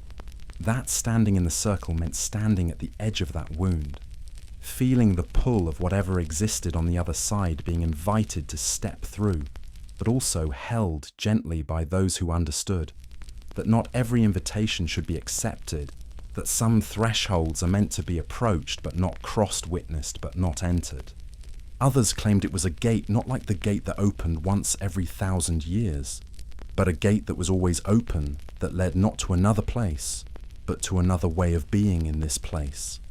That to stand in the circle and offer your breath to the wind was to step through that gate, to enter a state of consciousness where the ordinary boundaries dissolved, where the separation between self and world became permeable, where you understood just for a moment that you were not separate from wind or stone or sky, but continuous with them, made of the same substance, breathing the same breath, participating in the same vast respiration that moves through everything that lives. The temple disappeared from maps sometime in the last century. Or perhaps it was never on maps to begin with, existing only in the knowledge passed from one pilgrim to another, from teacher to student, from those who had climbed and stood in that circle of stones and felt their breath taken by wind and transformed into something they could not name but would never forget. There are still those who claim to know where it stands, who speak of making the journey themselves, of the weeks of climbing, of arriving at a circle of stones that frame nothing but emptiness and feeling in that emptiness, the presence of everything they had ever needed, but never known they were seeking. Perhaps it waits there, still high in mountains, whose name shifts with each telling open to sky and wind, and anyone willing to climb far enough, to release enough to stand in the center of nothing, and offer the only thing they truly possess, the breath that moves through them, that connects them to every other breathing thing that emerges from body, and disappears into air, and becomes part of the vast atmospheric ocean that surrounds the planet and holds us all, every one of us, in its invisible embrace. Or perhaps the temple was never meant to be found by following paths or maps or directions passed from one person to another. Perhaps it exists wherever we are willing to stand without walls, without ceiling, without the structures we build to protect ourselves from vastness. Perhaps it appears in any moment when we stop defending, stop performing, stop pretending we are more solid and separate than we actually are. When we simply stand exposed to whatever wind is blowing and exhale, releasing into the world, whatever we have been holding, trusting that the wind will take it, will transform it, will carry it away or return it to us, changed lighter, made bearable by having been offered to something larger than ourselves. Beneath the silence, where breath becomes wind, and wind becomes prayer, and prayer becomes the simplest act of standing in openness and allowing the world to move through you rather than around you. There perhaps the temple still exists. Not as stone or structure or destination marked on any map, but as possibility, as invitation, as the understanding that holiness requires no walls, no ceiling, no separation between sacred and ordinary. Only the willingness to stand in the center of emptiness and discover that emptiness is not absence, but presence. Not nothing but everything, not the end of something, but the beginning of learning to breathe in a way that connects us to the vast, patient respiration of the world itself. Still breathing, still waiting, still holding space for anyone willing to offer their breath and receive in return the touch of wind that knows no boundaries, the caress of air that moves through all things, the whisper of something that has no name but sounds. If you listen carefully, exactly like the wind moving through a circle of stones on a mountain, whose name changes with each telling in a place that exists everywhere and nowhere, always and never waiting for you to arrive and discover that you have been breathing in its presence all along. The children who remembered lives they had not lived, in scattered villages across 3 continents throughout a single generation that lasted no more than 12 years before the phenomenon ceased. As mysteriously as it had begun, children began speaking of places they had never been. Not in the way children usually speak, with imagination's bright threads woven through every sentence with the elastic logic of play that bends reality into new shapes for the pure joy of bending. These children spoke with precision, with verifiable detail, with the particular certainty that comes not from invention, but from memory, from having been present in moments they should not have witnessed, in lives they should not have lived.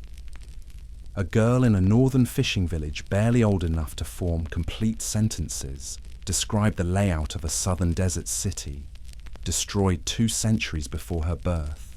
She drew maps in the dirt with sticks marking the positions of wells that had existed markets, that had thrived temples whose ruins had been buried by sand and time, and completely excavated only decades after her death. She knew the names of streets that appeared in no surviving records. She wept for neighbours she had never met mourning their deaths, with a grief that felt impossibly old, impossibly deep, as if sorrow itself could be inherited like eye colour or the shape of hands. A boy in the mountains recited the names of ships that had sunk before his grandparents were born. Not just names, but details: the colour of their sails, the faces of their captains, the specific quality of light on the day each vessel went down. He spoke of drowning as if he had experienced it, describing the cold pressure of water, the moment when lungs finally surrender and accept what should not be accepted, the strange peace that comes in those final seconds before consciousness releases itself. His parents listened with faces gone pale, not knowing whether to comfort or fear him, not understanding how their child could speak with such intimate knowledge of death by water, when he had never seen the ocean, had never ventured beyond the valley where every generation of their family had lived and died for as long as memory reached. They spoke not as if recalling stories, but as if remembering. There is a difference, subtle but unmistakable to anyone who listened carefully. Stories are external things, narratives we learn and repeat. Memory is internal, embodied, carrying with it not just information, but sensation, emotion, the texture of experience that cannot be fully translated into words, but lives in the spaces between them, in the pauses, in the particular quality of voice that emerges when someone is not inventing, but retrieving, not creating, but accessing something that already exists within them, waiting to be acknowledged. Parents were terrified. This was not the harmless fantasy of childhood, not the invisible friends or imagined adventures that all children construct as they learn to navigate the boundary between inner and outer worlds. This was something else, something that suggested their children were not entirely their own, that other lives had somehow leaked into the vessels they had created, that the boundaries between one existence and another were more permeable than anyone had wanted to believe. Some families sought help from priests, from healers, from anyone who might explain or exorcise or at least name what was happening. Others kept silent, protecting their strange children from communities that might see them as possessed, as cursed, as dangerous conduits for forces that should remain safely separated from the living world. A few were studied. Scholars came with notebooks and skepticism, ready to expose fraud or delusion, or the simple malleability of young minds that might be unconsciously absorbing information from adults and reconfiguring it as false memory. But the children's knowledge resisted explanation. They knew things they could not have learned. They described events that had left no trace in accessible records. They spoke languages they had never been taught, not fluently, but in fragments, in phrases that linguists later confirmed belonged to dialects extinct for centuries, preserved in no texts, existing only in the genetic memory of cultures that had long since dissolved into the larger populations that absorbed them.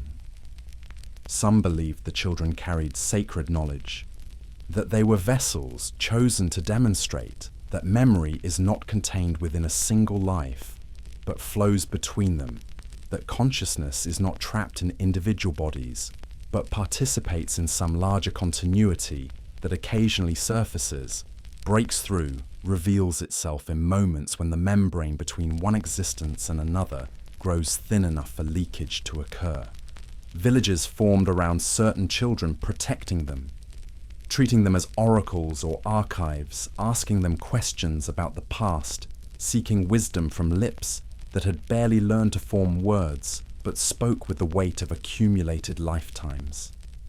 Others saw danger, saw these children as wounds in the natural order, places where boundaries that should remain intact had been violated.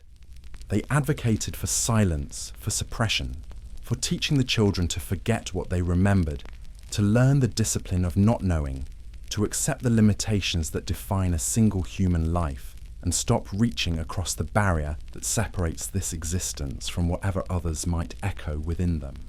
Some families chose this path gently, but firmly redirecting their children whenever the strange memories surfaced, helping them to construct new narratives, acceptable ones' memories that belonged properly to their own lives rather than lives lived by others in other times. The phenomenon lasted 12 years. During that time, thousands of children across distant regions experienced the same impossible remembering. Then it stopped. As suddenly as it had begun, the children who had spoken of other lives gradually fell silent about them.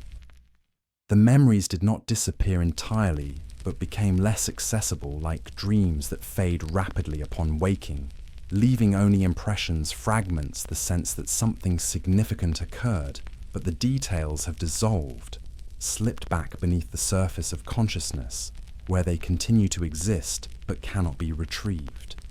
Those children grew into adults who remembered remembering but could no longer access what they had once known. They carried a peculiar burden, the awareness that they had once possessed knowledge that now eluded them, that they had been briefly transparent to something larger than themselves, and then become opaque again, sealed back into the ordinary boundaries of individual existence. Some spent lifetimes trying to recover what they had lost, pursuing meditation practices, dream work, altered states that might allow them to slip back through whatever door had briefly opened in childhood and then quietly, firmly closed. Scholars later theorized endlessly about collective unconscious, about genetic memory encoded in DNA, and occasionally surfacing when the right conditions aligned, about quantum entanglement of consciousness across time, about parallel lives lived simultaneously in dimensions that only occasionally intersect, about fraud, about mass hysteria, about the human capacity for self-deception, elevated to the level of cultural phenomenon. None of the theories satisfied. Each explained certain elements while leaving others untouched, like trying to describe ocean by analyzing a single wave, missing the vast body of water beneath that gives the wave its substance, its motion, its inevitable return to the hole from which it temporarily emerged. What remains are the accounts, transcripts of interviews with children who spoke of lives they should not have lived, drawings they made of places they should not have known, recordings of their voices, tentative, uncertain, struggling to articulate what they were experiencing, asking their parents why they remembered things that didn't happen, why they knew people they had never met, why they carried sorrow and joy and longing that belonged to someone else, but somehow felt entirely their own. And there are the adults now, elderly, approaching the end of their own lives, who were those children once, who remember distantly being conduits for memory that flowed from sources they could not identify, who carry, still buried deep, the ghost of having been briefly transparent, briefly open, briefly connected to the vast network of all lives, ever lived, all experiences ever accumulated, all the human story told, not as separate chapters, but as a single continuous narrative that includes them and exceeds them, that they participated in for a brief moment of childhood, before the ordinary boundaries reasserted themselves and they became once again singular, separate, contained within the limits of one body, one life, one set of memories that begin with their first breath and will end with their last. perhaps it will happen again. Perhaps somewhere at this very moment, a child is speaking of a life they have not lived, describing places they have never seen, carrying memories that belong to someone else, or perhaps to everyone, to the vast collective archive of human experience that exists somewhere in the earth, in the air, in the subtle fields that connect all consciousness into patterns we have not learned to perceive, and occasionally surfaces, breaks through, reveals itself before subsiding again into the deep currents that run beneath individual existence. Or perhaps those children were showing us something we already know, but have forgotten how to access.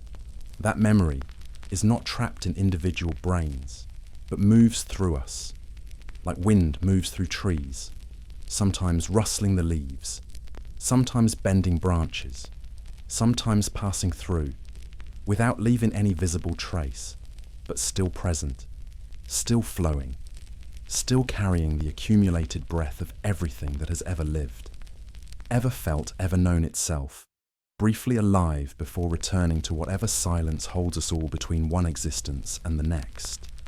In the quiet spaces where sleep begins to blur the edges of waking, where your own memories soften and become uncertain, where you are not quite sure anymore which experiences belong to you, and which might belong to someone else, to some other time, to some other version of yourself that lived differently, chose differently, loved differently, that perhaps you touch the same mystery those children touched. The understanding that we are not as separate as we appear. That the boundaries we take for granted are more permeable than we imagine.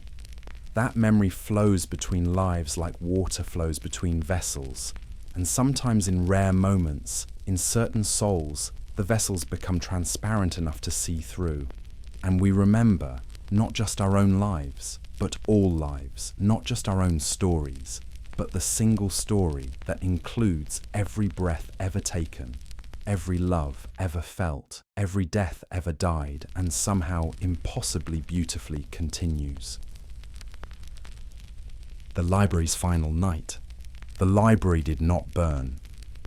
That would have been too simple, too explainable, too much, like the countless other times throughout history when knowledge has been destroyed by those who feared it, who sought to control it, who understood that what people know shapes what they become, and therefore knowledge itself is dangerous, must be guarded, must sometimes be erased to protect the powerful from the questions of those they rule. No, the library did not burn. Instead, it vanished. On a night when the moon was absent from the sky hidden behind clouds, or simply choosing not to witness what was about to occur, and the stars seemed unusually distant, their light reaching Earth, but carrying no warmth, no comfort, only the cold illumination of things too far away to offer help. The last scholars of the library locked the doors from the inside. They had been preparing for weeks, though no one outside those ancient walls knew.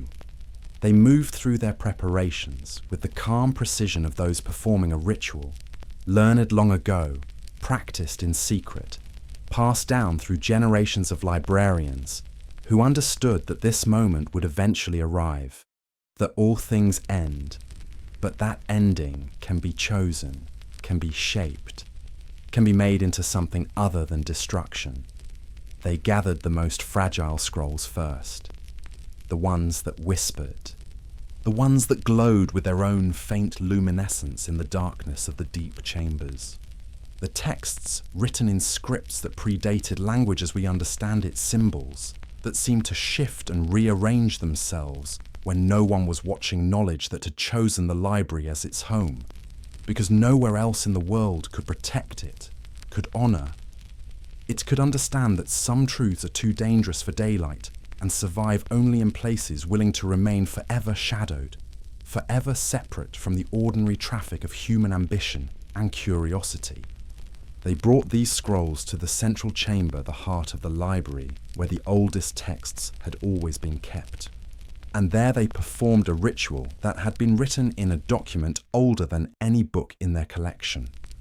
A text that was not a book at all, but a song passed orally through 30 generations of librarians, never written down, because some knowledge becomes corrupted when frozen into writing, must remain fluid, must be carried in voice and breath, and the living memory of those willing to dedicate their lives to its preservation.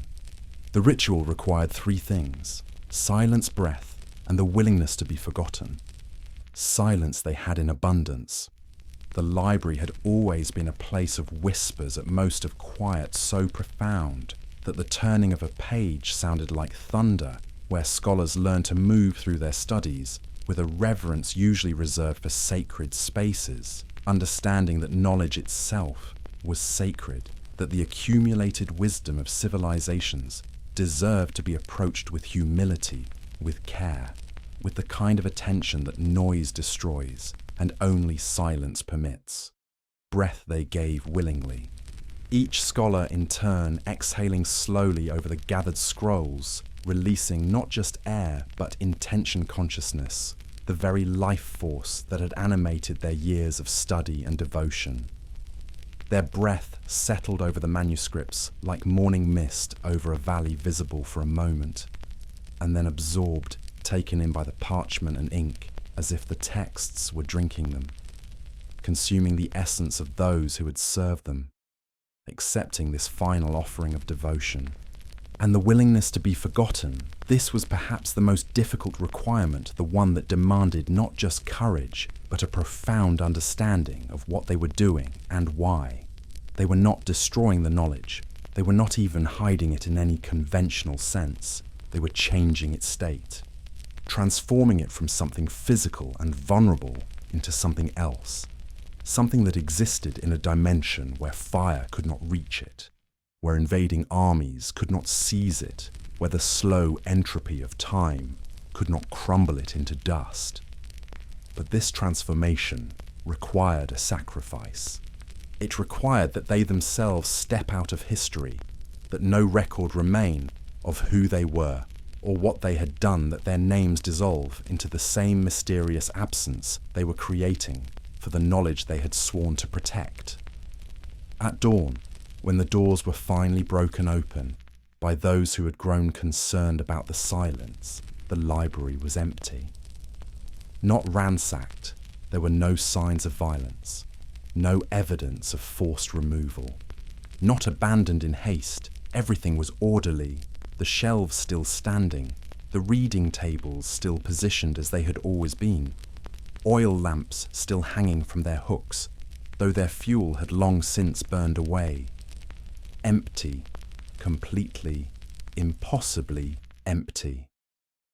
The shelves remained but held nothing. The chambers remained but the air tasted different, thinner somehow, as if something essential had been removed from it. Some quality that had made this place distinct from all other places had been carefully, completely extracted, leaving only the physical shell, the architectural container that had once held something precious, but now contained only absence, only echo, only the ghost of what had been. No bodies were found, no personal belongings, no notes explaining where the scholars had gone or why. No farewell messages carved into stone or written on the few surfaces that remained. The scholars, the scrolls, the accumulated knowledge of civilizations that no longer existed, all had simply stepped out of existence, crossing some threshold between here and not here that left no trace, no path that could be followed, no breadcrumb trail back to wherever they had gone. Some believed they transcended.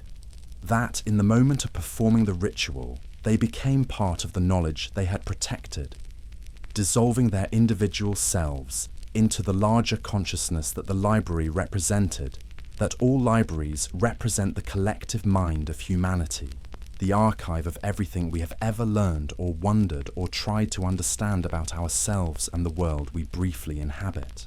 That somewhere in some dimension that touches ours but remains forever separate.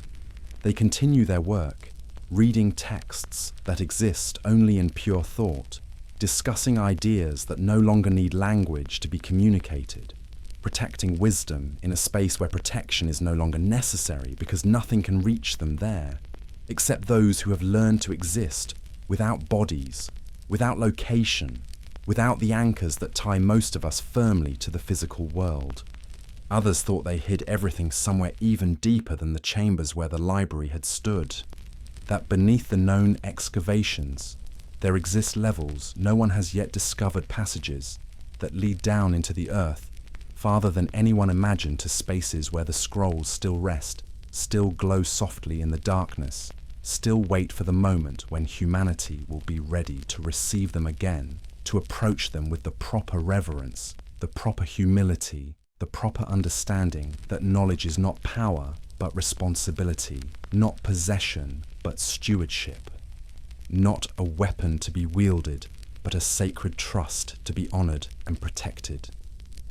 The chamber stands empty now, or so those who visit it report. A vast underground space carved from living rock, its walls still smooth from the countless hands that touched them over centuries, its floor still marked with the impressions of furniture that has been removed, its ceiling still bearing the hooks that once held lamps, whose light revealed manuscripts that no longer exist in any form we can perceive. Visitors speak of feeling watched there, not by hostile presences, but by something attentive, something patient, something that seems to be waiting, measuring, determining whether those who descend into that emptiness are ready, yet whether enough time has passed, whether humanity has evolved sufficiently to be trusted once more with what was taken away for safekeeping. Some claim to hear whispers in that empty space. Not words, not messages, but the echo of study, of pages turning, of quiet breathing, of the accumulated sound of centuries of scholarship compressed into a single ongoing murmur that never quite resolves into anything you can understand, but never quite fades into silence either. They report standing in the center of the chamber and feeling suddenly dizzy, disoriented, as if they had briefly stepped into multiple times at once the library, as it was, as it is, as it will be, when whatever cycle is currently turning finally completes itself and brings the scrolls, the scholars, the entire archive of vanished knowledge back into the world that thought it had lost them forever. Perhaps the library waits in its own time, which moves differently than ours, which measures duration in units we have not yet named and may never understand. Perhaps once every 1,000 years it becomes briefly visible again, its doors unlocking its chambers, filling once more with the soft glow of manuscripts that chose absence over destruction, its scholars materializing at their reading tables to continue studies interrupted by a ritual that removed them from history but could not remove history from them. Or perhaps, and this is what the oldest stories suggest, what the wisest among those final scholars tried to communicate in the song they sang as they performed the ritual that took them away. Perhaps the library never left at all. Perhaps it simply changed its location from the physical to the possible, from the actual to the potential, from the space we can reach with our bodies to the space we can only reach with our minds when we are willing to release our certainty, our need to know, our insistence that reality must conform to the boundaries we have learned to perceive. Perhaps the library exists now in dreams, in the moments before sleep when consciousness begins to blur and the rigid categories that organize waking thought start to dissolve. In that threshold state where you are neither fully here nor fully gone, where the impossible becomes briefly plausible and the forgotten becomes briefly remembered. Perhaps that is where the scrolls wait now, where the scholars continue their work, where knowledge that was too precious to be left vulnerable in the physical world has found a home in the only space truly safe from destruction. The space inside consciousness itself, the interior archive that each of us carries, that opens sometimes when we're not trying, when we're simply drifting, simply releasing, Simply allowing ourselves to fall into the dark where memory and dream and truth and myth all flow together into a single current that carries us if we don't resist, if we don't insist on knowing where we're going, if we simply trust the darkness and let it take us where knowledge lives now, patient as stone, quiet as dust, still glowing, softly still waiting, still holding its secrets with infinite care until we're finally ready to receive them. The question we carry into sleep.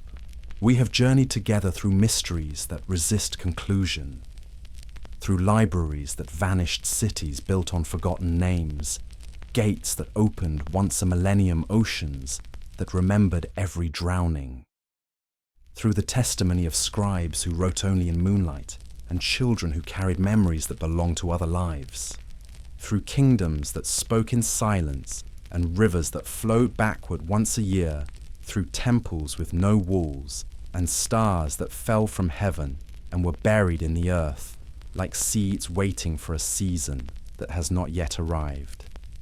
What have we learned? Perhaps only this, that history is not what happened, but what we remember happening. That the line between memory and dream is softer than we pretend, more permeable than we admit, dissolving entirely in those moments when we're willing to release our grip on certainty and allow ourselves to drift into the possibility that everything we thought we knew might be only one version among many, one telling of a story that changes with each teller, each listener, each quiet hour when the mind finally stops insisting and simply receives. The stories we have shared tonight exist in the spaces between fact and myth, between documentation and imagination, between what can be proven and what can only be felt. They live in the same territory that sleep inhabits, that threshold state, where the rules of waking consciousness no longer apply, where impossible things occur without explanation, where we meet versions of ourselves we don't recognize and speak truths we could never articulate in daylight. Consider the library one final time. Not as a place, though it was a place once, chambers carved from living rock shelves, holding scrolls that glowed with their own light, but as a symbol, as a representation of everything we have lost without knowing we possessed it. All the knowledge that was never recorded, all the wisdom that lived in oral traditions and died when the last speaker fell silent, all the understandings that existed in gesture and touch, and the direct transmission of consciousness from one person to another. Methods of knowing that our literate, documented, database-driven civilization has forgotten how to access or even recognize as valid. The scholars who chose forgetting over destruction understood something profound. They understood that some knowledge is safer in absence than in the wrong hands. That preservation is not always about holding on. Sometimes it's about letting go at precisely the right moment, in precisely the right way, so that what is released does not disappear, but transforms, finding refuge in spaces where those who would misuse it cannot follow. They understood that loss is not always tragedy. Sometimes loss is protection. Sometimes what vanishes is simply waiting patient as stone, quiet as dust, for the moment when we are finally ready to receive it. We think of forgetting as failure, as the gradual erosion of what should be permanent, the slow betrayal of memory that leaves us diminished, disconnected from our own past, unable to claim the continuity that gives life its narrative shape. But perhaps forgetting is also mercy. Perhaps if we remembered everything, every slight, every sorrow, every moment of shame or fear, or the peculiar despair that comes from recognizing our own smallness in the face of time's vastness, the weight would crush us. Perhaps consciousness is only possible because we forget most of what we experience, allowing the vast majority of our moments to slip away, unrecorded, unexamined, released back into whatever ocean of experience holds all the living that happens but leaves no trace. The mysteries we have explored tonight share a common thread. they all involve boundaries that prove more permeable than we imagined. The boundary between one life and another crossed by children who remembered what they should not have known. The boundary between speech and silence dissolved by a kingdom that understood that words separate what touch can unify. The boundary between present and past violated by a river that flowed backward once a year, by gates that opened into other whens rather than other wheres. The boundary between knowledge and its absence, between existing and vanishing, between the solid fact of things and their sudden complete disappearance into dimensions we cannot map or follow or even properly name. What these stories suggest, what they whisper in their various ways, is that reality is more fluid than the daylight world admits, that the categories we use to organize experience are useful fictions rather than fundamental truths, that the universe is stranger, more various, more willing to accommodate impossibility than our rational minds trained to seek pattern and predictability are comfortable acknowledging.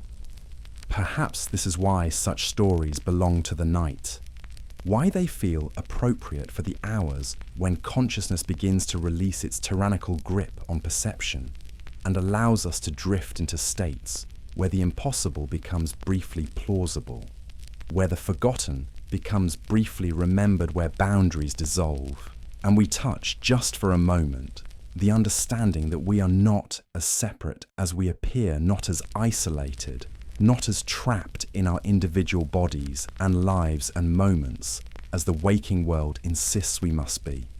You are drifting now. Your breathing has slowed. Your thoughts are becoming less linear, less concerned with logic, less insistent on their own coherence. This is good. This is natural. This is the gentle dissolving that happens every night when consciousness finally agrees to stop working, stop defending, stop maintaining the rigid boundaries that define who you are and where you end, and everything else begins. As you drift, you carry with you the question that all these stories have been asking in their various ways. What if forgetting is not loss, but protection? What if the things we've lost are still here, waiting in the dark, patient as stone, quiet as dust, ready to be remembered again when we're finally ready to understand? What if the library never vanished, but simply stepped sideways into a dimension we can only access when we stop trying so hard to know, when we release our grip on certainty and allow ourselves to fall into mystery the way we're falling now into sleep? The scrolls are still glowing somewhere. The city built on names is still humming with the presence of all those ordinary essential souls who were woven into its architecture. The gate still opens once every 1,000 years for those willing to step through into light that has no name. The ocean still holds its drowned in suspension, still refuses to release them to the ordinary mercy of decay. The scribes still write by moonlight in their monastery with no doors.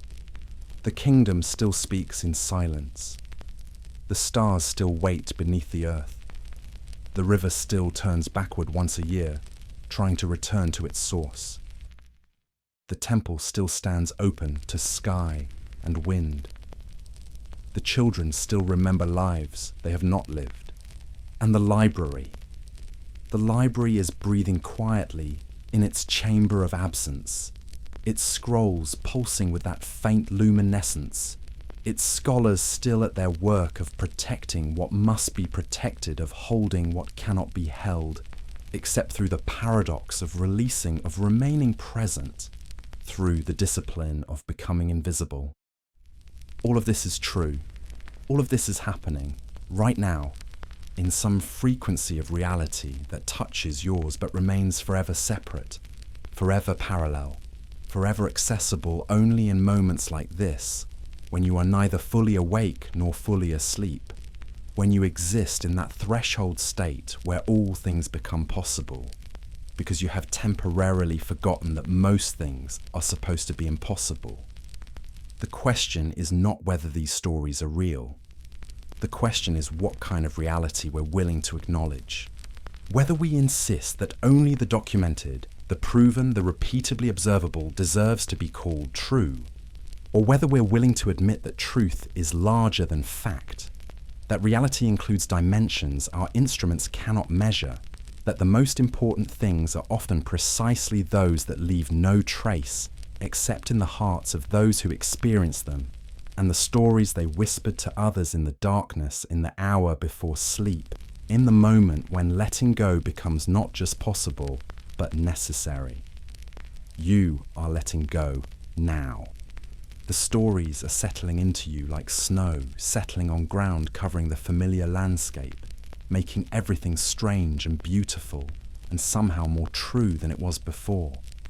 You will wake tomorrow and remember some of this, forget most of it.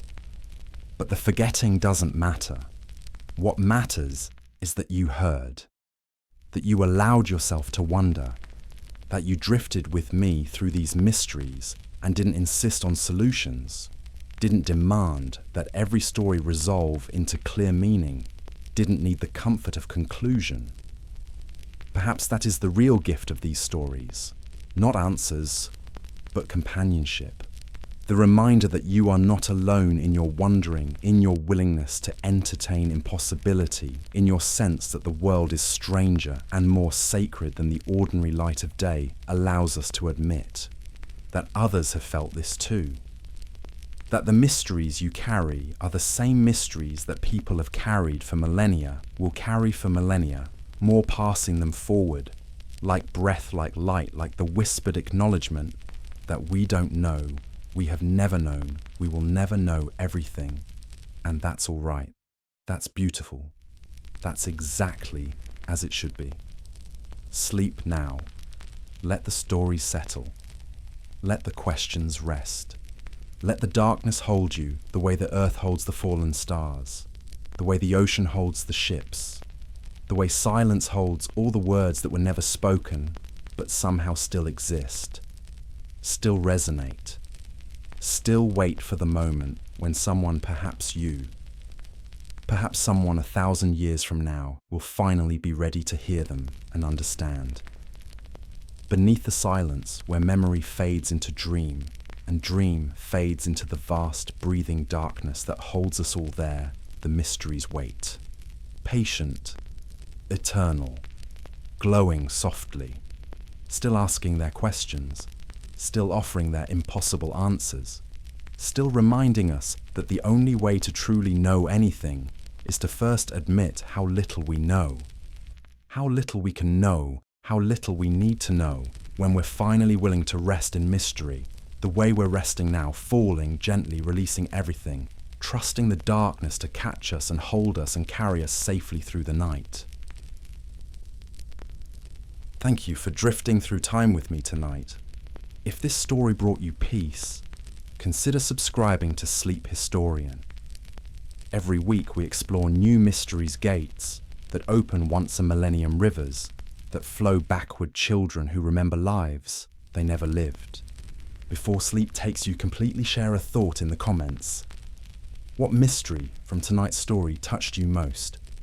The glowing scrolls, the scholars who chose forgetting, the library breathing in darkness. Your voice matters here. This community is built on shared wonder. Sleep well, traveller. The past is patient, and so are the stories still waiting to be told.